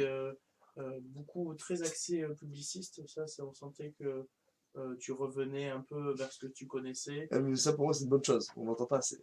Ah ouais. Ça, moi je trouve ça que c'est très bien. Ah ouais, ouais. Parce qu'au contraire ça apporte de la richesse. Alors, justement, c'est voilà. vrai, voilà, mais j'étais sur un arrêt, enfin là-bas c'est un article du COJ, bon, oui. c'est le COJ. J'ai voulu faire quelques incursions en droit public parce que quand c'était pertinent. Mais je Ouais, non, pense je trouve ça, que c'est une très bonne chose. globalement c'était très pertinent. Non, pour moi c'est pertinent de faire ça. Faut justement, c'est on parle de la Cour de cassation et il l'a comparé avec la méthode du Conseil d'État. Je trouve ça très bien. Ouais. C'est on n'en parle pas assez en fait de cette méthode-là. Le Conseil d'État c'est intéressant parce que pour le coup c'est vraiment une juridiction qui s'est finalement formée elle-même. Donc c'est beaucoup moins encadré que la Cour de cassation, qui a une déontologie à part, une méthode à part, et c'est intéressant de voir qu'au final, c'est souvent décrié le droit administratif, tout ça, mais qu'en définitive, peut-être que c'est, à titre personnel, je trouve que c'est beaucoup plus lisible une décision administrative, du Conseil d'État, que de la Cour de cassation. Donc, c'est personnel. Mais c'était intéressant justement de casser les codes et de justement ça élever le débat en fait sur les principes de la cassation elle-même. Oui, c'est vrai, tu m'as convaincu, c'était moi qui n'étais pas à la hauteur de l'enjeu. Et d'ailleurs, à ce propos, moi je notais une petite contradiction. Une petite contradiction pardon, vas-y. entre, pour toi l'avocat c'est l'éloquence, mais tu vas être en droit public. Alors, j'espère peut-être ne pas faire que du droit public. Ouais, mais du coup, si tu veux, le jury, il te regarde et il dit... Oui, mais l'avocat, il n'intervient pas qu'au procès. Il intervient aussi en phase préparatoire. On est d'accord, on peut être parfaitement éloquent en public, il n'y a pas de problème. Mais ça coûte pas de source. Non. Pour moi, quelqu'un qui me dit je vais être un avocat éloquent, je t'attends aux assises. Oui, mon réflexe, c'est ça. Mais non, mais c'est caricatural. Oui, c'est caricatural, mais... On n'est pas censé savoir. Est-ce qu'on est censé savoir qu'il y a un parcours publiciste à Il l'a dit. Non. Il l'a pas précisé. Tu l'as précisé. Ah ouais que tu voulais faire du public. Ah oui, c'est vrai. On va voir peut-être ce gars se priver de faire cette réflexion. Voilà. On va me garder de faire cette réflexion. Parce qu'on du coup, on va t'attendre. Et je pense que oui, on le sait, c'est publiciste.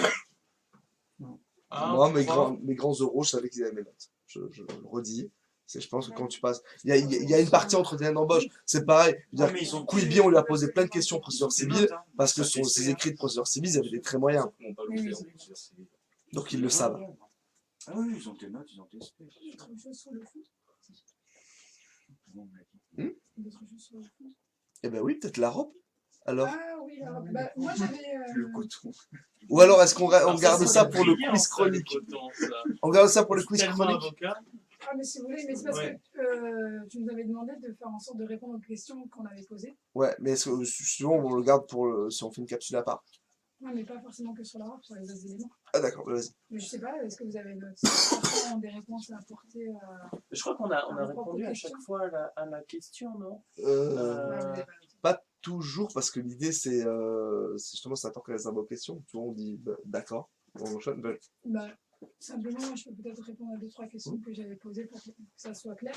J'avais posé une question, en quoi finalement ces deux décisions posent problème, et par rapport à la mission qui est attribuée à la Cour de cassation. Et moi, j'attendais la réponse selon laquelle, en fait, ça pose problème parce que la Cour de cassation a deux missions importantes, c'est veiller au respect de la loi et assurer l'unité de son application sur le territoire national.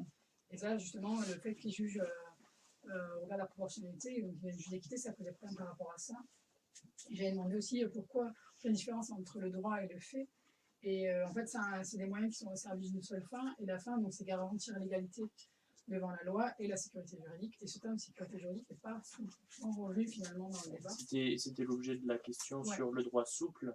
Et c'est vrai, tu l'avais abordé vraiment, et même tu l'as dit sans le dire. Et c'est vrai que c'est souvent ce qui vient, qu'on parle de barème, qui sont du droit souple, et même de Dintillac, comme tu l'as dit, c'est sécurité juridique. Mais c'est quoi les deux mots que t'attendais? Tu l'as dit? Sécurité juridique. Ah d'accord, d'accord. Ouais, c'était ça. Ah, mais au final, tu l'as dit, moi, tu l'as reformulé. Je cherchais deux notions et pas deux mots. J'étais là avec Ah oui, de sécurité, non, d'accord. non, mais c'était maladroit de ma part de dire ça. Mais au final, tu l'as dit sans dire le mot, quoi. Alors, ensuite, sur le fond... Ensuite, j'avais posé une question Ah, par pardon. rapport au gouvernement des juges et à la fin de l'état de droit. Et là, c'était une appréciation personnelle. Et tu as répondu justement, enfin, tu t'es bien expliqué par rapport à ça. Ah, Donc, après, je pense que cette question, elle pouvait être approfondie, cette réflexion peut être approfondie. C'est bien quand on sait qu'il manque un petit peu du temps. Voilà, c'est l'occasion et qu'on a les connaissances suffisantes pour creuser un peu, c'est intéressant. Quand on t'a posé la question qui était l'avocat modèle, t'as répondu Gambetta. Bon, moi c'est mon avis personnel, mais j'aime pas qu'on cite un avocat politique à cette question-là. C'est mon avis. C'est pour moi parce qu'on retient Gambetta, c'est surtout parce que le mec il a pris une montgolfière et il a tenté l'appel aux armes face aux Prussiens. Si tu voulais, bah c'est ça. Il a donné son nom à des places quand même. Je Et des rues. Et des avenues. Et voilà. Gambetta, c'est celui qui a proclamé la République le 4 septembre. C'est pareil. Oui, mais c'est politique, c'est un aspect les moins avocats. Moi, justement, je l'ai abordé dans son rôle d'avocat. Et oui, mais justement, alors si jamais tu voulais aborder ça, alors peut-être du coup, prépare des exemples de procès qu'il a pu mener éventuellement sous le Second Empire. Mais moi, Oui, mais là, c'est actuel, quoi. L'avocat du 19e. Mais Gambetta, on le retient pour son rôle constitutionnel. Comme s'il avait cité Gilbert Collard. Oui, mais c'est pas. C'est politique, bien sûr, parce qu'à une époque, tous les avocats célèbres étaient marqués politiquement. C'est normal. Pas Berrier. Hein Pas les Berrier. S'il y en a Paul qui a fini Berrier, député. t'en sais rien. S'il y en a qui a fini député. Totalement de Ou droite. sénateur. Hein Mais non, mais c'est pas ça, mais si tu veux, c'est. Pour moi, quand on parle d'un avocat, justement, en plus, quand on me dit ensuite que l'avocat, pour moi, c'est quelqu'un d'éloquent qui plaide, qui a la peau. Pour moi, c'était ça, quoi. Ouais, mais je le distingue du rôle politique. C'est un avis personnel. Effectivement, si jamais tu me cites Arnaud Montebourg comme avocat, je vais te dire oui, là, c'est trop politique. Il y a personne qui Effectivement. va s'offenser parce qu'il n'est pas du même bord politique de Gambetta. Non, Bah oui, c'est ça aujourd'hui. C'est pas ça. Mais non, mais t'as pas compris. Mais t'as pas compris, c'est pas ça du tout. C'est pas la question du bord, est-ce qu'il est socialiste ou Eh pas. ben, je pense que fondamentalement, c'est ça. Hein. C'est de dire, moi, Mais mon avocat préféré. Mais si, Et moi, quand on dit devant le grand oral de pas citer Badinter, c'est de dire, ben, peut-être parce que Badinter, ça a été ministre d'un gouvernement, tout le monde le connaît, c'est marqué politiquement, et il y a des gens qui sont en désaccord politique. Quand on dit Gilbert Collard, c'est pareil. Quand on dit Gambetta, je suis désolé, il n'y a pas de Non, marquage c'est pas une question du positionnement politique. C'est le fait que ce type-là, on s'en souvient dans la conscience. On s'en souvient dans la conscience nationale comme étant un héros de la République, pas comme un plaideur. Et c'est pour ça que j'ai dit, c'est l'avocat des libertés publiques. Oui, mais alors du coup, vous me citez des procès derrière. J'aurais pu en citer, mais il fallait me poser des questions. Non, sa réponse. Je n'allais pas enchaîner sur le procès de la Seconde République et compagnie, je ne pouvais pas faire ça. Du Second C'est Empire. à chaque fois qu'on essaye d'attaquer. C'est un avis. Ouais. C'est un avis. Mais Non, mais vrai que c'est comme c'est si. exemplaire, Non mais c'est à chaque fois, on c'est essaye con. de, tu vois, Imagine, on était en oral de faire médecine. ce débat, donc. Médecine, tu me dis que ton grand médecin c'est Clémenceau. Ok, ouais, il a été médecin. Eh ben, ça peut être Rosine Bachelot aussi.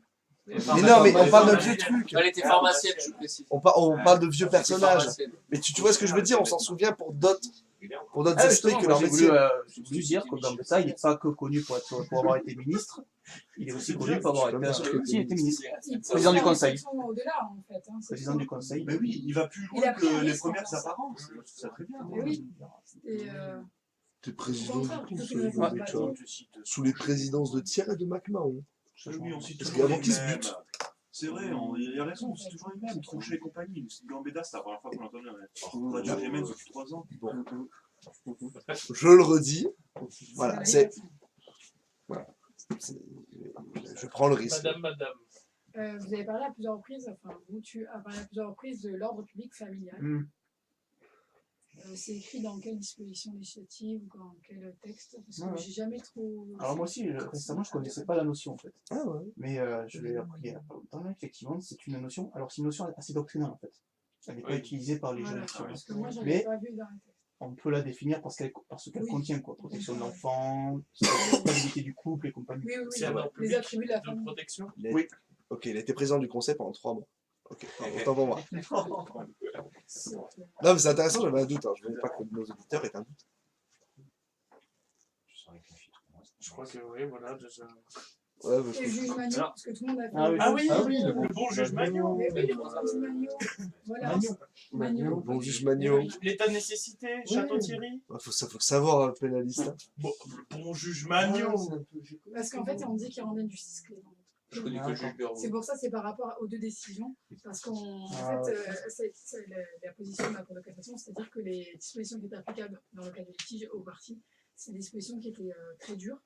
Et donc, on préférait justement faire un jugement à l'équité. Et donc, c'est pour ça que je fais le rapprochement avec le jugement. D'accord. Surtout que un jour, j'avais entendu d'un colloque quelqu'un qui disait que le bon juge Magnon, en fait, c'était pas un bon juge, parce qu'il n'a pas appliqué la loi. Voilà. C'est pour ça qu'il y avait des débats, c'est pour ça que je posais la question, est-ce Mais en qu'il même était temps, gentil finalement? qui nierait aujourd'hui l'état de nécessité dans le droit? Parce que c'est dans la loi. Et parce qu'il a modifié la loi quelque part. Il avait une Oui, mais mandat aujourd'hui, si on peut pas appliquer l'état de nécessité et que l'équité commande de ne pas condamner, on condamne avec dispense de peine ou avec sursis. D'ailleurs, le sursis, c'est une peine. Hein. Ces dispositions. Quand même. Après, on n'est pas pour la République. Non, c'est vrai, le sursis, c'est une peine. C'est pas une mesure de faveur, le sursis. Hein. Sursis, ça implique beaucoup de choses. Ouais. Et Le sursis, c'est une peine. Les gens le c'est marqué au casier. C'est c'est révocable. Et puis c'est l'épée de Damoclès, au moindre truc, c'est fini. Faut pas croire que. Ça reste une condamnation. Bien sûr, ouais. Tout à fait. Vaut mieux se prendre une amende ferme, des fois, bien sûr. Oui, voilà. Ou des tiges à faire. On est bon? Très bon. Et du coup, on parle de l'arabe. Monsieur. Juste une petite intervention. Par rapport à ce que tu as dit tout à l'heure sur Gambetta, effectivement, moi, pour ma part, je pense que c'est pas mal de se servir de personnages historiques comme ça qui ont élevé la profession d'avocat, même plus au sommet de l'État, selon moi. Donc, c'est quelque chose qui a un impact dans toutes les têtes. Mais après, tu as aussi parlé de ta vision de l'avocat. D'ailleurs, je sais plus si c'est même moi qui pose la question, enfin bref, peu importe. Et là, tu as dit qu'effectivement, aujourd'hui, ils étaient un petit peu réduits une griffe, voilà, c'est ça, c'est le mot que tu as choisi. Est-ce que c'est judicieux, je sais pas, je demande comme ça, est-ce que c'est judicieux de donner son avis comme ça sur la profession d'avocat, sachant qu'on ne sait pas qui on a en face, en fait, de toute façon, vous avez une griffe en fait. Quelqu'un qui ne fait que du conseil. Je vous avais en face, donc bon. Oui. Je sais pas. Moi, je suis assez d'accord avec toi. De toute façon, c'est mon point de vue. Mais... Non, mais je voulais montrer une petite tendance générale, je trouvais un peu regrettable. Peut-être faire comme dans les plus de nuances. Ouais, peut-être. Voilà. Bah, peut-être pas le mot griffe. C'est une aide directe. Pour gérer les susceptibilités, parce que sinon. C'est sûr que c'est en face. D'avoir un s'il vous plaît. Ou alors un magistrat très attaché au travail de collaboration avec les avocats, parce que c'est souvent évoqué aussi. Donc peut-être garder cette idée, parce que c'est une critique qui est intéressante, mais la nuancer sur la forme. Voilà. Bien sûr. Bon. Et l'Europe, du coup? Eh ben alors on passe à la chronique numéro 3, petite chronique simplifiée. Du coup, ça devient une chronique. Eh ben ouais, c'est une chronique numéro 3. Donc déjà, que veut dire l'expression genre de robe? Première réflexion intéressante, donc quand on parle des gens de robe, on parle des avocats et des juges, alors qu'il n'y a pas que les avocats et les juges qui portent des robes dans le monde judiciaire. Qui d'autre? Les greffiers. Les greffiers, les huissiers ou audienciers. Voilà. Peut-être juge, mais donc. Et donc, c'est l'article 3 de la loi du 31 décembre 1971, qui, donc, le dernier alinéa, qui concerne justement l'obligation pour les avocats de porter le costume de leur profession, donc la robe d'avocat. Rappelons que la robe avait été supprimée sous la Révolution, Voilà. rétablie sous Napoléon. Alors là, je pose la question à tout le monde, je suis sûre que vous pourrez répondre. Qu'est-ce que ça symbolise finalement, cette robe noire? C'est un symbole, c'est la même chose que pour la magistrature d'ailleurs. Vous avez tous les réponses. Vous avez tous les réponses. Bah, c'est la neutralité. Voilà, qui est la neutralité. Et je compose la robe. Alors, très très bonne réponse. Du coton. Le coton, de coton. Voilà, c'était une très bonne manière de répondre. C'est une bonne pirouette. Donc, elle se compose d'une robe noire. Ah, mais moi je crois les matières qu'on dit. Non, mais Non, non. donc c'est de l'humour sans le faire exprès. Ah oui, c'est ça. Ah, mais tant mieux, tant mieux. Ah, ça aurait été encore D'instinct. mieux si c'était fait exprès. Ouais. C'est pas grave. Ah non, moi je pensais que la matière. Non, Ah. c'était les éléments de la robe. Et D'accord. donc la robe noire, le gravat, les pitoges et les gants blancs. D'accord. Sachant que certains portent certaines distinctions comme la Légion d'honneur, et là ça fait débat, parce que si la robe est censée être neutre et qu'on porte des distinctions, ça veut dire finalement qu'on se distingue des autres par la distinction. Encore les épitoges à 3 bandes aussi. Et oui, voilà, J'allais j'allais en parler. Les épitoges à Les épitoles à 3 Il y a bandes. beaucoup de doctorants en droit. S'il vous plaît, s'il vous plaît. S'il vous plaît. On laisse parler la chroniqueuse. Et donc, effectivement, il y a l'épitoge. Et alors là, en l'occurrence, pour l'épitoge, la pratique varie selon les usages locaux. C'est pas vrai partout. Et en l'occurrence, effectivement, l'épitoge est composé pour les avocats de 2 rangs. Et quand les avocats docteurs en droit peuvent rajouter un 3e rang d'hermine. Et d'ailleurs, c'est ce que fait, c'est ce à quoi je pense incite un petit peu l'école doctorale de sciences juridiques et poétiques de Toulouse, puisqu'il y a une remise des épitoges sur laquelle figurent justement ces 3 rangées d'hermine. Donc, s'agissant des fameux boutons, on en parle tout le temps. Attends, juste sur l'épitoge, il y a une spécificité sur le barreau de Paris, non? Eux, ils continuent à la porter, je crois, en fait. On dit qu'elle est veuve, non? Oui, parce qu'ils l'ont coupé. Non. Eux, ils la portent dans 5 circonstances précises au moment de la prestation de serment devant la première chambre de la cour d'appel pour plaider en province, pardon, excusez-moi. Et oui, non, mais après, je ne connais pas d'autres. En fait, on dit qu'à Paris, l'épitoge est veuve. Et l'histoire légendaire, je pense, que c'était en signe de protestation qu'ils avaient enlevé cette hermine qui symbolisait le pouvoir royal. Et comme c'était un moment où vraiment, je ne saurais pas le situer historiquement. J'imagine. Plus une légende. Remarque à faire dessus, les membres du conseil de l'ordre du barreau de la capitale de Paris, ils la portent, cette épitoge. C'est curieux, mais ils la gardent. Bah justement, en fait, c'est dû au fait que ça dépend des usages locaux, notamment. Et après, Ouais, Paris, voilà, ça c'est tourne. la coutume. Hein, oui, voilà. Ça. Et d'ailleurs, dans certains barreaux, c'est très mal vu quand des docteurs en droit viennent et rajoutent eux-mêmes leur hermine, leur 3e rangée, parce que en fait, ça donne le sentiment qu'ils veulent se montrer différents. Et justement, ça pose justement le problème par rapport à la neutralité, puisque tous les avocats sont censés être égaux. Et alors, pourquoi donc, la question de l'hermine? En fait, l'hermine, donc effectivement, c'est issu de la royauté, ça représente l'honneur. Et pourquoi l'honneur? Parce que l'hermine, donc l'animal, donc ça c'est aussi la légende, on dit que cet animal, justement, préférait mourir que d'être souillé. Donc voilà, c'est la pureté. Et symbole de la Bretagne aussi. Symbole de la Bretagne. Et alors, j'avais la petite question sur les règles des 3 robes. Et moi, je trouve la symbolique très intéressante. On dit qu'un avocat, en fait, s'offre 3 robes dans sa vie et sa profession. La première pour prêter serment, la deuxième pour gagner sa vie, et la 3e pour être enterré. Voilà, donc normalement, on a intérêt avec la 3e robe. Et d'ailleurs, certains sont tellement attachés à tout ça et à ce côté un peu spirituel qu'il y a des spéculations autour des robes, et c'est notamment le cas de Maître Dupond-Moretti, qui continue à plaider avec la robe de son mentor, Maître Alain Furbery. Ouais. Et donc sa robe est complètement en morceaux, mais il continue de la porter. Qui est un avocat toulousain d'ailleurs. Un avocat toulousain, exactement. Superstitieux peut-être. C'est la superstition, effectivement. On dirait que ça va être réussi le concernant. Voilà. Et donc les boutons des robes, de la robe. 33 boutons. Pour l'âge du Christ. Et alors quand on regarde dans les faits, il y a des robes qui ne font pas 33 boutons. Hein. Ouais. Parce qu'en fait, avant la robe était beaucoup plus longue, elle pouvait toucher jusqu'au pied et elle traînait. D'ailleurs, c'est pour ça qu'il y a un rabat maintenant dans le dos. Et 33 boutons, c'était par souci de praticité, parce que la robe aussi, c'est raccourci, il y a moins de boutons. Et quid aussi des avocats qui viennent nus sous la robe. Non, mais c'est très sérieux. Il y a des jurisprudences. Il y a eu une décision qui a été rendue. D'ailleurs, même pour un magistrat dans le nord de la France. Les pitots, je te laisse. Ça peut être joli. Et quid des jabots avec certaines formes. Les rabats. Ah, les rabats, pardon. Il y a des rabats qui sont. On dit pas un jabot, on dit pas un bavoir. Si, on dit un bavoir. Rabat. Sur les catalogues, c'est marqué. Tu peux les avoir avec des spirales ou des. Ah bon? Tu peux avoir même une doublure de la robe colorée. Le mien est rose. Non, il y a des photos. Ceux de la cour des comptes sont de la dentelle. Des choses comme ça. On pourrait poser plein de questions d'ailleurs. Les robes des juges consulaires au tribunal de commerce, qui sont justement dans une matière différente, parce que c'est du velours. Le fait que certains juges ne C'est du portent velours. pas de robe aussi. Je pense que c'est pas que la juridiction que demain ils portent des robes. Non, ils ont une médaille, ainsi que les juges de proximité. Pourquoi ils portent pas de robe? Parce qu'ils ne sont pas magistrats. Les magistrats administratifs. C'est les juges en profession. Ah, la fameuse question du magistrat Et là, c'est administratif. intéressant. Les robes. Ils sont juges et pas. Il y a Est-ce pas de robe. qu'il y a déjà magistrat? La cour des comptes. On peut parler de la cour des Eh comptes. ben oui, maintenant, oui, je suis dégoûté que ce soit des magistrats administratifs. Non, Mais la Cour des comptes, ils ont des robes rouges, non? Ouais. Les robes rouges dans les audiences solennelles. Je pense qu'au quotidien, ils n'apportent jamais. Oui, bien sûr. Ouais. Un c'est magistrat, vraiment quelque chose. la chambre des comptes, ouais, non, c'est pas rouge. C'est comme le manteau du premier président. Oui, voilà. Je crois que c'est noir, hein. Au juge au compte. Et on peut dire un mot sur l'immunité de robe aussi.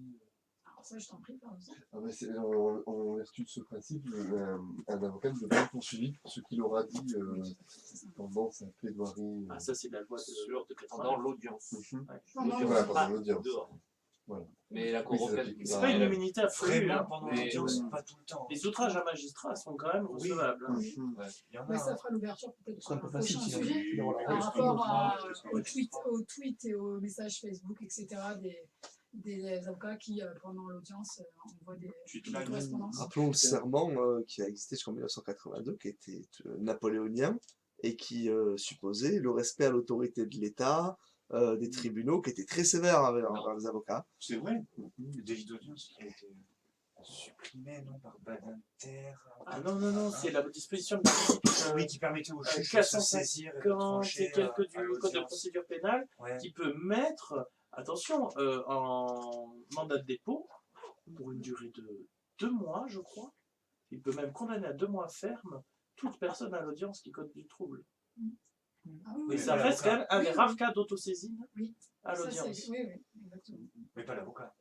Et je ne sais pas Et non, dans parce quelle que- disposition il figure une immunité, parce qu'il y a l'article dans la loi de 1889 Moi, je l'avais qui bien dit bossé, bien ça, pour que les discours faits devant les parlements et devant les cours et les tribunaux avaient une immunité. Et après, on nous dit, sauf certaines infractions. Et je ne sais pas si un avocat ne pourrait pas être expulsé, c'est sûr, c'est assez arrivé, mais placé sous mandat de dépôt pour des faits commis à l'audience, Non, c'est impossible. par la dépend de pratique, quel- mais en pure technique juridique, Ça dépend de quel type de fait. oui, je m'interroge. Et alors, juste peut-être pour finir, ou pour continuer, alors, pour rebondir sur la remarque de Pringles, remarque au demeurant un peu polissonne, pourquoi n'aurait-on pas le droit de ne porter que la robe quand il fait chaud? C'est l'ordre public. Juste avec un petit boxer, quoi. Tu veux dire qu'on verrait l'immoler? Chaussettes Est-ce qu'on peut venir pieds nus, c'est vrai, après tout. En quitte à tongs, venir en nu, autant flip-flap. venir pieds nus également, hein. Il y a beaucoup de juges qui, je sais qu'il y a des juges que c'est responsable quand ils viennent dans une tenue, c'est pas. Moi, j'ai déjà vu cela. Il y a des juges qui reportent l'audience. C'est l'appréciation souveraine. Après, c'est peut-être une gouvernail. S'il vous plaît, s'il vous plaît. Trop chargé, hein. Pas tous en même Oui, je temps. pense aussi, oui. Quand on a 200 dossiers. Je crois que c'était au pénal, j'avais ça. Un magistrat qui avait dit non, on reporte, vous êtes en ton, vous ne me respectez pas, Ouais. on reporte l'audience. Mais en plus, si on part du principe qu'il y a quand même un aspect religieux avec la robe qui est aussi de la pratique cléricale, le fait qu'à la cour d'appel, il y a un crucifix dans la grande chambre, enfin voilà. Effectivement, quand on va au Vatican, il faut se couvrir les épaules et les jambes et les bras. Donc peut-être qu'on peut se dire qu'à un moment, il faut peut-être une tenue décente, bien que ce soit un service public, devant les magistrats et devant les gens d'Europe. C'est n'importe quoi. Même à une...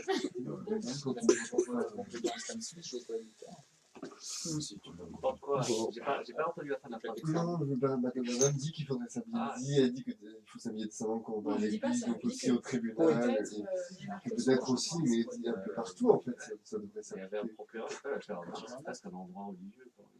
Mais le problème, c'est que là, on revient sur la question de la laïcité des services publics. Je crois qu'on a fait le tour. Merci beaucoup pour cette chronique.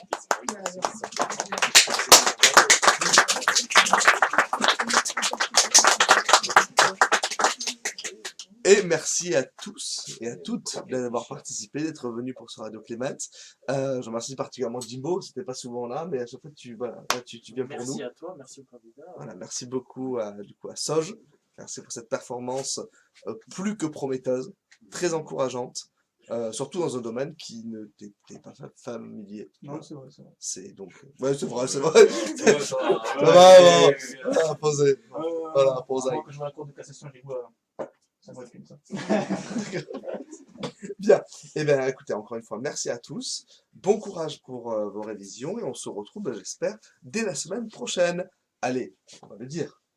Non, non, et c'est non. CRF qui va le dire. Non. On vous fait des poutous juridiques. Merci. Allez, très très bonne soirée à tous et à toutes. Merci encore. Vous savez que la première fois que j'ai revêtu cette robe, j'étais fière, j'étais heureuse, j'étais commise d'office. Tu sais maintenant ce qui t'attend. Alors fais-le à fond et rejoins-nous sur la messagerie Skype de Radio Clémence.